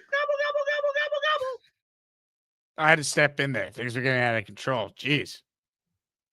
Unbelievable. Follow up from Gary during that is worth addressing here. JJ's right. Beast testosterone level so low he can't grow facial hair. He's also growing breasts like a woman. This isn't normal. For a response, we go back to the man himself, Mr. Beastbreaker. Gary, you lousy egg-sucking son of a bitch. You know what? Burger was right. You are an asshole, and you're lucky I don't bitch slap you like I'm your daddy. Ladies and gentlemen, sports fans of all ages, welcome to the event of the year, the moment you've all been waiting for. This is the Asmaniac Rumble. You filthy little degenerate. You're lucky I don't wring that neck of yours and break you into 1,000 pieces like a jigsaw puzzle. Let me give you some little history lesson. I'm bigger, I'm smarter than you, I can outclass you, outsmart you, and do more things than what you can't do, Buster. Let me just tell you something about my life. I've been around the block a lot more longer than you've ever had. All you've done has been smoke and mirrors and dog shit. And you know what? Peter was right about you. Well, one thing, you're a straight up asshole from the ghetto. All right, that's enough. I'm not from the ghetto. I live in the country. I live in North Fort Worth. I'm not from the ghetto, all right? The only thing that you said was true is that you're bigger than me, but you're not bigger than me like taller than me. You're just bigger than me. You probably outweigh me by 150 pounds because you're like 90% body fat, and I'm 180 pounds with abs. I could stand in front of you, let you take 10. You wanted to throw it right across at me yesterday. I could stand in front of you, 18 inches from you, let you throw 10 consecutive straight crosses at me. You wouldn't even come close to landing one of them. You can't get out of bed. And I say this to you because I care about you. Look at you. Bro, you're the same age as me.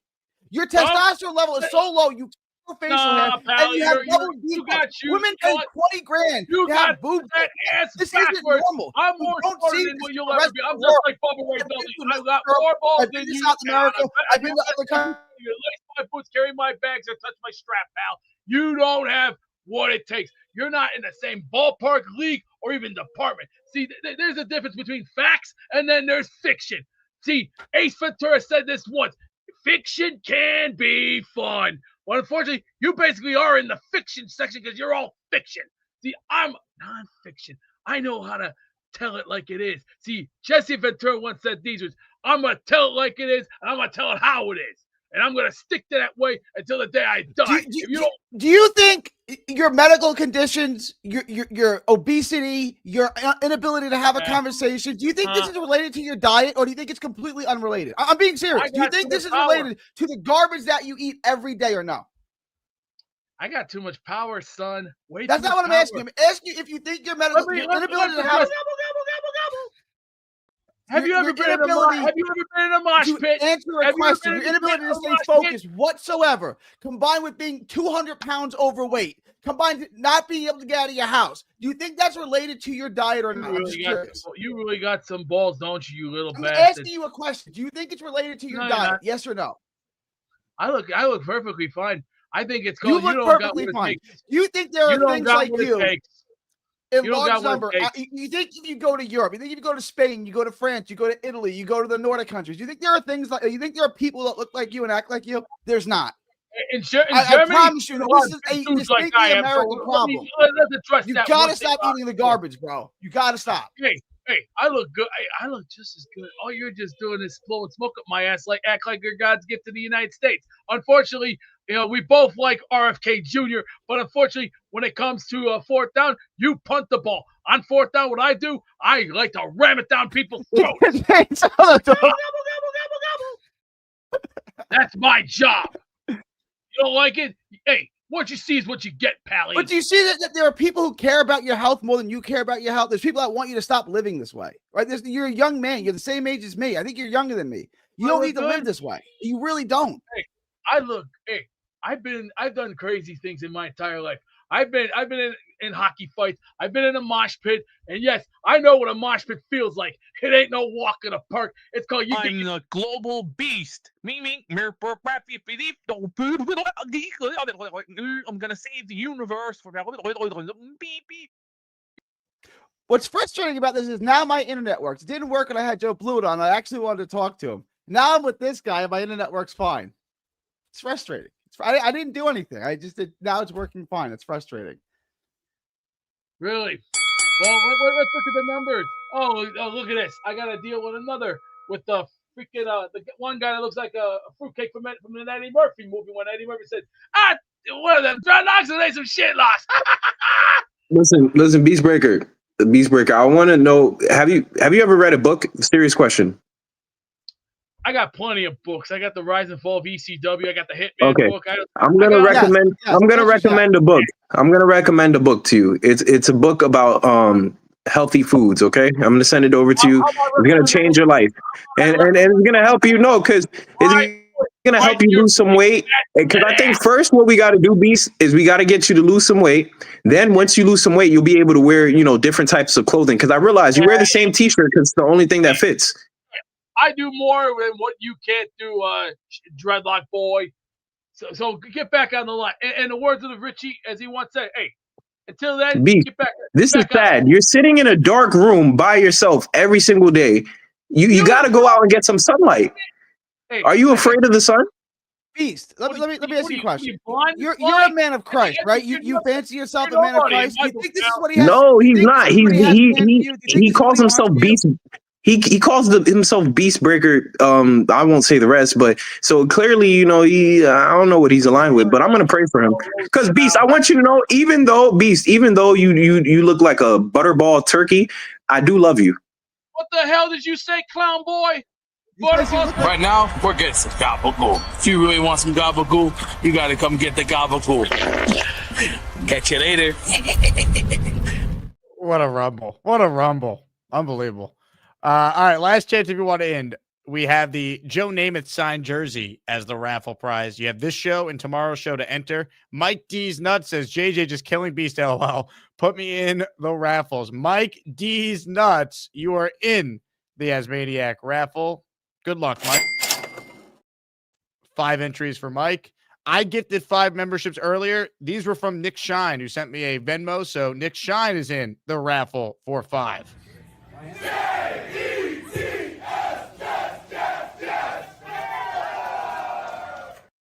Nick Shine in for 5. Big fella. He says JJ Tyrod had 3 to 4 times the amount of yards Fields had. So Tyrod threw for 202 yards, whatever it was. Fields the last 5 starts at 500 total passing yards. They only scored 10 points. I get it. If you watch that game, objectively speaking, the quarterback play was a lot better. And I'm not trying to tell you Tyrod's good or he's not. He is what he is. He played like a backup. Fields was playing sub-backup level in most of the games. He was. It was unacceptable quarterback play. Glenn had no choice but to make a change. It was the right move. All right, home stretch here. We got a few people left. I think people will enjoy this one. A lot of people want his thoughts on what has been going on in today's show and everything with the Jets. I'm Black Gypsy. I'm here to set all you delusional Jets fans straight. Your takes make me wanna punch you in the face or kick you in the crotch. When this team sucks, they suck. I'm Black Gypsy. I'm Black Gypsy. I'm Black Gypsy. I'm Black Gypsy. That was an hilarious call to follow. Gary said, "Girls pay 20 grand."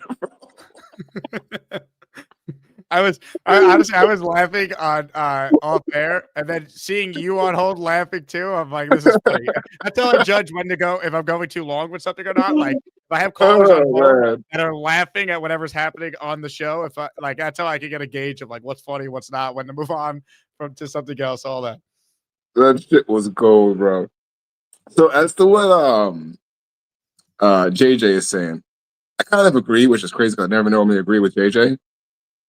But like the play was better from quarterback wise. It wasn't a boring game to watch. Like the game was just a bad game for us, but it wasn't a boring game to watch. It was better than watching Fields play, like a lot better. Fields had like 12 yards in one game. Like there's no comparison. With Angstran, like I'm not really mad at him because he's learning on the job. I just want him to call more levels in his plays, like underneath jump offs to be a priority to the quarterbacks. So like shit like that needs to be a little bit better. Like there's nothing really that we could do at this point. Like we're stuck in this loop of bad. So like the games don't really matter to me as much anymore. Like I kind of just want to see just different stuff at this point. Like show me Cook. Like show me different plays. Show me that you can build levels. Like, because I don't think we're gonna get that first place pick, even if we lose out. Like it's 50-50 that we might get it because the Titans look really, really bad. I don't see them winning another game.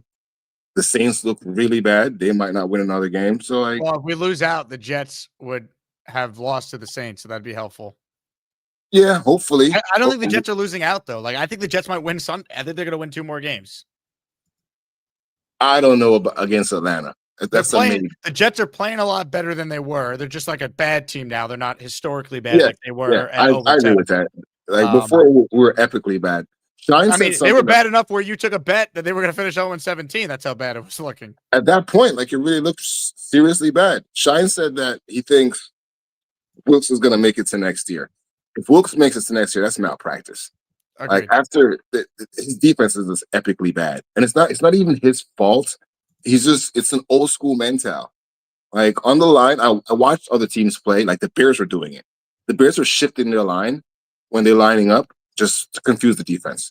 Like giving the offense like the right of the field on certain plays, shifting all the way to the left, and then having a play where the guys that shift over to cover that side that looks like it's left open. Just like the innovation and the creativity, I think we lack because it's just a new guy. So, like to me, Angstran has the most to prove for the rest of the season. We're stuck with Glenn, so it is what it is. If he called the defense, that would be dope. I would believe in him more. Blah blah blah.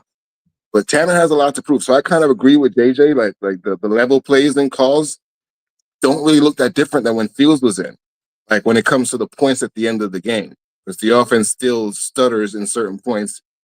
Fumble or not, because Fields had fumbles, Braylon had fumbles, Brees had fumbles. Like, it happens. I mean, it's part of the game. I want to see if Tanner can actually do something. That's why I want to see Cook. I want to see what a rookie OC can do with a rookie bad quarterback, whether he's bad or not. I want to see what your play calls are for him. I want to see the creativity that you come up with, because you know he's not as good. So you have to really think about the plays that you're going to give him, simplify the game. Because you look at Shador. Shador's game was very simplified for him to play in Cleveland. And he only had a week to practice to get that game plan. I want to see the same thing. I want us to give us something. Because right now we're just reaching, and we're talking about draft, which I hate talking about draft this time of the year. Every other team is they're we might make the playoffs, or we won't make the playoffs, or we're in the playoffs. We're talking about the draft, which is just like we're making plans for the draft and draft parties. That's what we do. Before Thanksgiving is here, before the Christmas game is here, we have plans for the draft party. And we might be driving to Pittsburgh. That's insane, bro.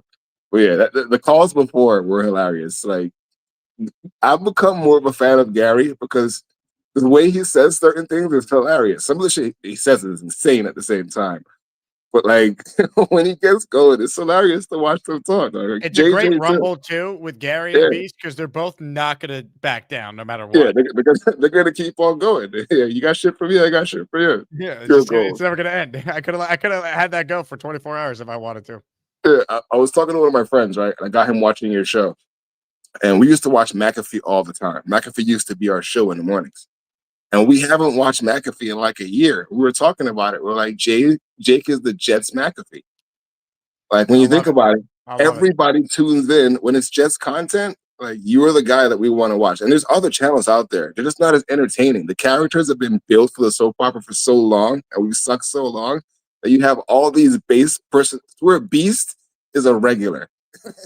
It blows my mind, dog. It's awesome. It's pure gold. Appreciate that. Yeah, I mean, look, people ask me all the time, like, how do you do a YouTube show about the Jets year round? Like, even if the Jets were good, like, there's just naturally slow periods in like the calendar year, right? And the reason we could do it year round, I could still do 4 hours a day, every day, Monday through Friday, is because we have the best community of callers that are a part of the storylines on the show. There's Jet storylines we cover, and then there's Asmaniac storylines, different things that happen, different, like the moon landing debate is a classic example of that. Asmaniac Madness leading all this. Yeah, there's always something going on, and it's a testament to the callers make the show. Like, anyone can give opinions on like their favorite football team. That's ultimately what I do, and I try to bring on interesting guests that people agree or disagree with to, move the conversation further. But after that, that's like 45 minutes to an hour. Like, after that, you still got all this other canvas to paint every day, and that's because of people like you that call in that make the show. That shit is awesome. For Gary and Briga,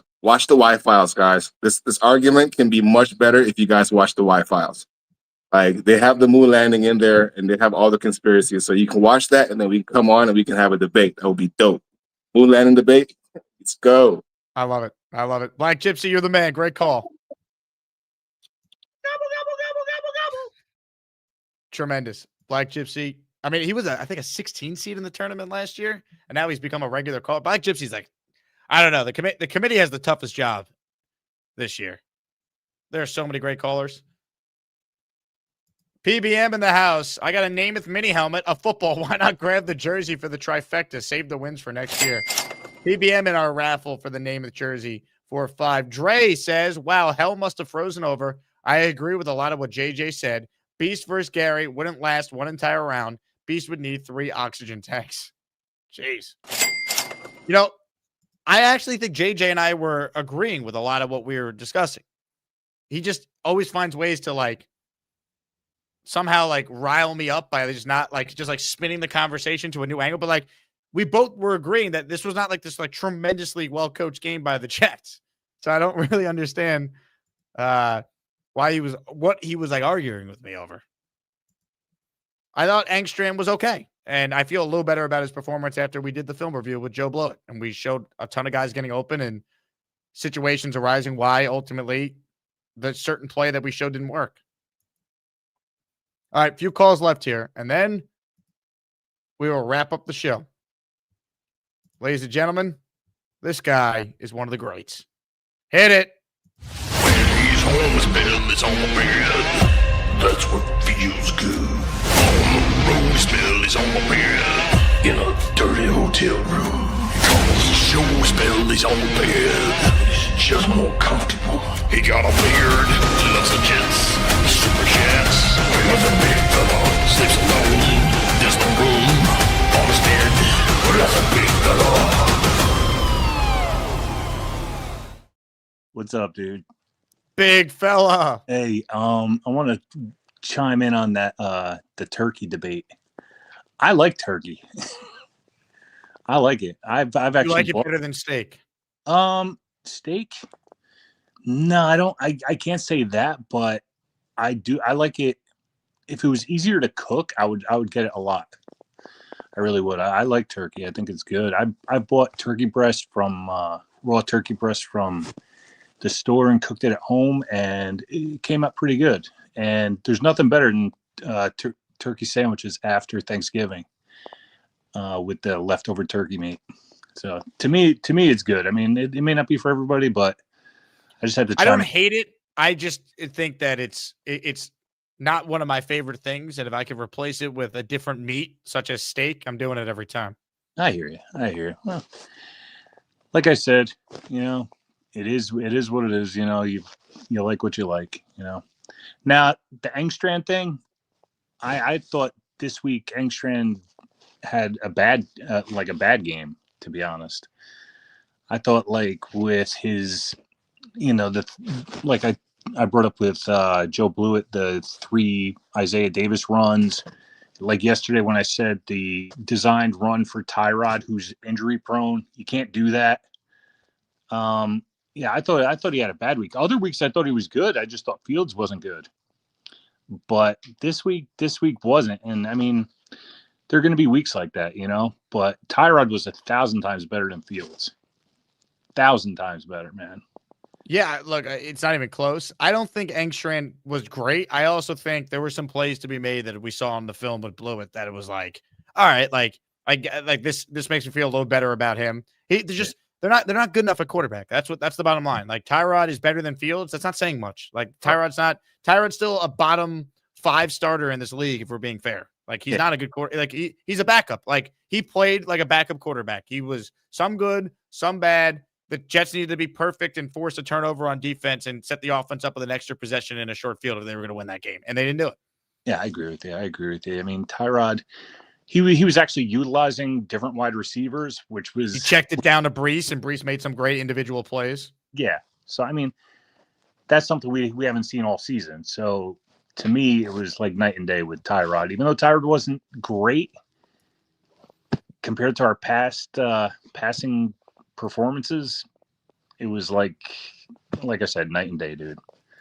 So yeah, that's all I got. I mean, I just wanted to weigh on the turkey. I felt left out, So give us your best gobble for the people. Oh, I'm not doing that. Gator's gonna get that thing, man. Come on, you need some inspiration. I'll bring on a guy. Beast, let it rip.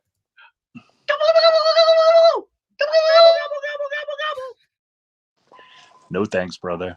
No thanks. Ladies and gentlemen, the big fella, a legend. Ho, ho, ho, big cho. Is big fella going to be the Asmaniac Santa Claus? Stay tuned. Ladies and gentlemen, we check back in first with this man, the Chuck Wagon. Chuck, how was the mac and cheese? Very good. My youngest couldn't eat much because she has a loose tooth, and she wants it gone so she can eat, but she won't let me pull it. So where's the tooth fairy at? Well, it's got to come out first. It's still a little loose, but it's still in her mouth. She won't let me pull it out.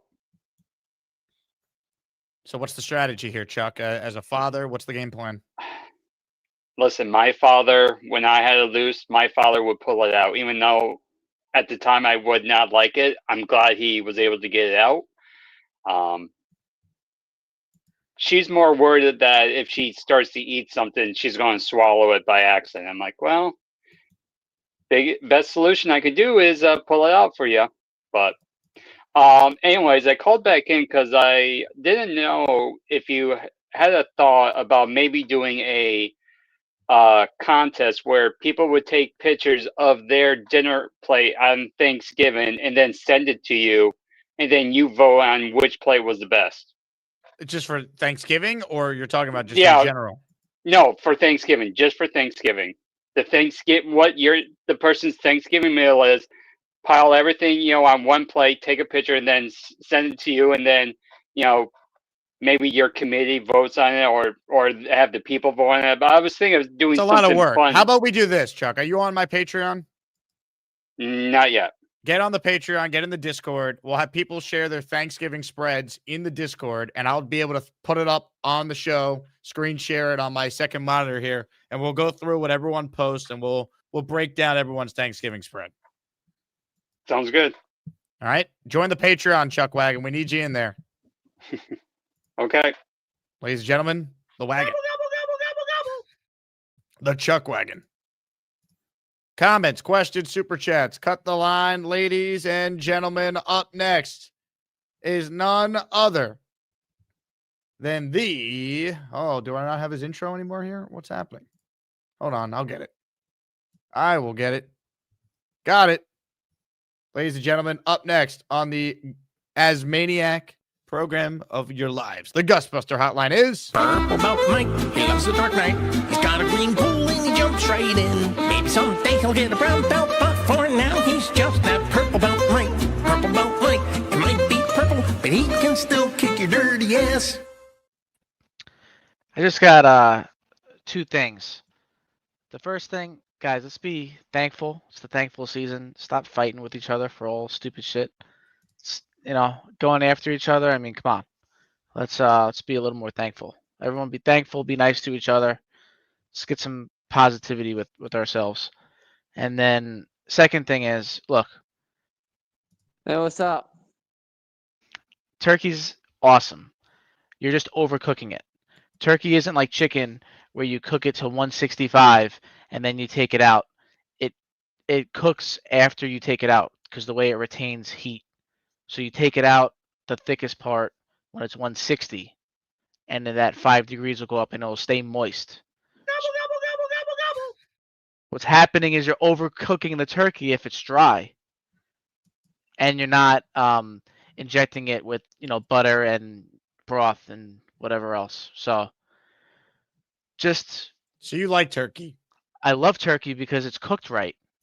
You just haven't had it cooked right. I've had plenty of turkey that's good that I just don't like it as much as other meats. I like have steak chicken better. or steak. 100%. You're gonna tell me Even brisket, ham. I've had ham on steak, Thanksgiving ribs. before. I don't like ham. I'll take turkey over ham. I like turkey. You just have to have it cooked right. If your turkey is dry, it's over fucking cooked. There's no reason for turkey to be dry. Take the Gordon Ramsay method. Cook it first, 10 minutes, into the oven. Make sure, and then after that, baste. 10 minutes. And baste and baste and baste. And then, if you want to make that turkey a little sexier, smoke streaky bacon. But line it up nicely because you don't want the breast to go dry. How's your spatchcock method? Do you do that? Hey, after you do that, you line all that bacon down. Make sure it's all in proper place. Calm your freaky down. You know how to spatchcock? What happened? Do you know how to spatchcock? Spatchcock it? What the hell is that? You cut it down the middle and you break it flat and you take the spine out. Nice and slow. Take the spine. It cooks. That's the best way to do it if you spatchcock it. 100%. Well, if you gobble, Dude, gobble, gobble, gobble, gobble. the liver out and the heart and everything, that's the way to go. There you go right there. But as I was saying, take the turkey out, 30 minutes, baste, and then put that smoked streaky bacon on. Baste. Let's go Islanders. LGI, Mike. LGI. Be better, everyone. Come on. Thankful season. Come on. Be better. Ho, ho, ho, big cho. What a show, huh? I was about to get ready for a raffle, then I realized we're doing it on the first show tomorrow. Give people another show to get in on the Joe Namath signed jersey. That's right. Reminder, this show's a podcast on Apple or Spotify. If you ever missed the live YouTube show, you can check us out in audio form. Shout out to our sponsor, Ridge Wallet. They've been coming through for me now. I've been showing off my Ridge Wallet on the program the last couple of days. I got mine right here. You can get up to 47% off with Ridge if you go to their website and use that promo code. You guys have heard me talk about the Ridge Wallet the last couple of shows. And look, they have Jet Ridge themed wallets in addition to every other NFL team. So if you need a gift for the holiday season, Ridge should be your go-to. The sleek design is awesome. You see it there on the screen. They also have every Major League Baseball team. So baseball fans, Yankees, Mets fans, get a Ridge in your favorite baseball team. Some of the best colleges out there, major D1 programs, they got Ridge wallets for that. So use the promo code Asman, especially if you need a gift during the holiday season. Ridge is really cool, and they have a sale right now, 47% off some of these things. Use that promo code Asman again. Go to ridge.com, promo code Asman at checkout. All right, I'm about to end the show, but I see JJ is still on hold. JJ, do you have another point, or are you just chilling in the green room? I'm just chilling. Sorry. Everything good? What's for dinner tonight? Well, actually, I'm playing Madden. I know everyone's gonna say I suck. Black Gypsy's supposed to play me at Madden because he was talking crazy once. He said I sucked at Madden, so I want to play Black Gypsy. Yeah, I want to play you. I want to play you. We could play. I haven't played Madden in like 2 years, bro. So then why would you call me out if you're not even on the sticks like that? Let's talk Come shit. on. Yeah, let's just tell you you're not good. You know what I mean? I'm bad just because. I have a pretty good online record right now. I used to be top 10 on Madden. I just stopped playing because everyone cheats online. The blitzes were getting crazy, and wasn't fun anymore. So I stopped. You know, I will say, I actually just thought of this as you were talking. I will say, you said that you agree with me for the first time ever. But I want you to know, me and you would agree all the time if you actually, listen to what I said, because I'm usually always right. I would agree with you if you listen to what. That's some Gary level narcissism there. I love it. I'm just saying, me and Gary get along because just like him, I usually know what I'm talking about. What's this super chat? Chuck Wagon needs to apologize to Charles. I meant to bring this up earlier. Oh, what is his name? Charles. Charles called in the show the other day, and then Chuck Wagon, I think it was the one who was like, "Oh, Charles, why don't you go get a job?" And he was just kind of being a jerk to him. I just seen it today, and I think that was kind of rude. He was like pressing Charles on why Charles doesn't have a job, and Charles was being such a nice, like, "Hey, how you doing, Chuck Wagon? Yeah, I'm in the process of trying to find work." And then Chuck Wagon was just being a jerk, and he was like, "Oh, is Chef Kevin's restaurant more than 40 minutes away? Because if it's not, you need to get your lazy butt over there and drive to work every day." I don't think he was ripping. I think he was trying to give him some, some. He was trying to give him advice criticism. for being snark at the same time. He was being very snark, and then he said, "My daughter's gonna have a job before you." And then Charles politely asked him, "Oh, how old is your daughter?" And then he made it a whole, "I'm not telling you how old my daughter is." And then Jake, you made it worse by playing the police siren. And then this is how I know that Chuck Wagon isn't all there, because he thought that somebody was really calling the police and was outside of his house with the police. Yeah. So I think he owes Mr. Gorman an apology. Oh boy, here we go. Beast, I want Turn the noise down. I got very sensitive hearing. Beast said that I'm a total dick in the private chat. Yeah, you are. Hey, let's get on the same page here. So I told Beast I want to be his friend now, and I don't want to be a dick to him anymore. Get back on the phone. Yeah, that's right. Yeah. Until then, like a pimp says to his hoes, yeah, keep them coming. You tell me how crazy I am. I just took 4 chair headshots. All right, we're 2.5 hours in. The Jets are 2-9. Thank you, everyone. I'm going to end the show. We're back tomorrow. Great job by the callers today. You guys carried the entire show after Joe Blewett was done. Hold on. Maybe we're not done. Ladies and gentlemen, the big fella's called back in. Big fella, let it rip. JJ. Can you put JJ back on?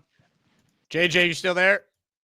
Yes. What did I do now, big fella? JJ, how can you rip on Chuck Wagon going after Charles after you just spent 10 minutes ripping the shit out of Beast? Because Beast calls in and he attacks everyone. Charles is a nice guy. Charles doesn't call in and make fun of people or talk bad about people. See, I only go at Beast because Beast is very rude and mean to people. So I just give him a little taste of his own medicine. Okay, because I don't know. I just found it a little bit odd because Also, I didn't start with Beast. Beast called me bland, so then I responded. See, that's the thing. You guys always push me, and then when I react, everyone's like, "Oh, JJ's a jerk. JJ's a jerk." Look at him. Look at Beast right now. Look at him. Look at him. Yeah. I'm not pushing. Look at all that look at all that cellulite wagging around in the screen. Okay. Here we go again. I'm sorry, but he starts it, and then I don't know how to, I don't know how to react. I'm sensitive. I don't know what to say. So, you know how you react. This is how you react. You just and I've met Charles in person once or twice. I've never met Chuck in person, but Charles is a nice guy. He means well. He's a Colts fan now, but that's just because he doesn't trust the leadership of this team. It's nothing personal, so I can respect him. I want to find a new team too. Because this team is killing me. So I don't like when people come at Charles. Charles is a hero of mine. I look up to Charles in many ways. Wow. I don't know. You looked up to him that much, man. Yeah, I think he's older than me. Actually, I think Charles is older than me. Charles is like 30. I'm 29. So I look up to him. He's like my big little brother. Well, I'm older than you, JJ. I thought you were older. You look older. Oh, wow. I'm offended. No, I'm only 29. So yeah, you guys are right. I don't know nothing about nothing because I'm a young whippersnapper. You're a young lad. Yep. Word to Dave Berga and Peter Castro. I'm a young fella. I'm the big fella. I just found it a little odd that you said that because Chuck Wagon really hasn't said anything to anybody. Go back and watch it though. He was being really rude. He was like, Charles, can I ask you a question? Why is it so hard for you to find a job? And Charles was like, well, I'm looking for a job, and the jobs have to want me too. That's true, but Charles also did turn his back on the fan base. He didn't turn his back on the fan base. Charles is Charles. Let's leave it at that. Charles is Charles. Let's not forget all the good moments that Charles has given us just because he's a Colts fan now. Oh, I just got a pick six. Oh my gosh. This is something the Jets can't do. All right, everyone. What a show. What a moment. Thank you, big fella and JJ. We are mama way. Now let's close the show. Back to Jake. You can kiss my big ass. Woo! All right. We're back tomorrow. Matt O'Leary on the first show. A wedding recap from the man himself. Amanda Madison at the buzzer here. I have to agree with JJ on this one. Chuck Wagon went out of his way to pick on Charles. Charles is a traitor, though. Ted says that Chuck Wagon was being father-like. Yeah, look, I think there was some snark from the Wagon, but I do think his intent was to try and push Charles to get a job.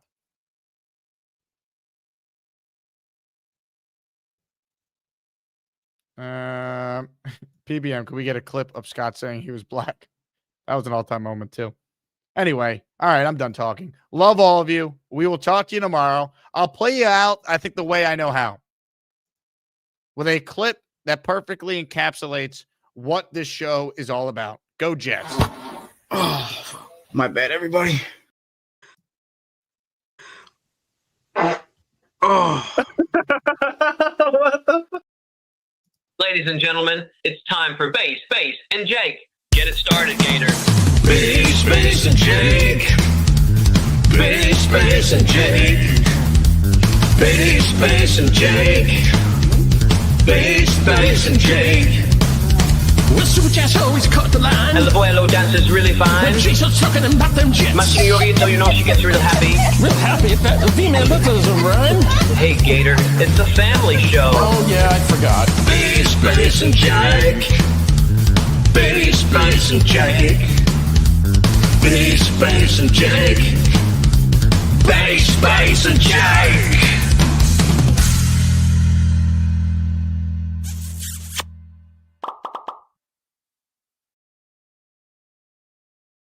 Oh, hi. Jake wants me to ask you to click on the like button. That's right, Lane. And if they don't subscribe to the Jake Asman Show, this team may never win another game. Let's go, Jets!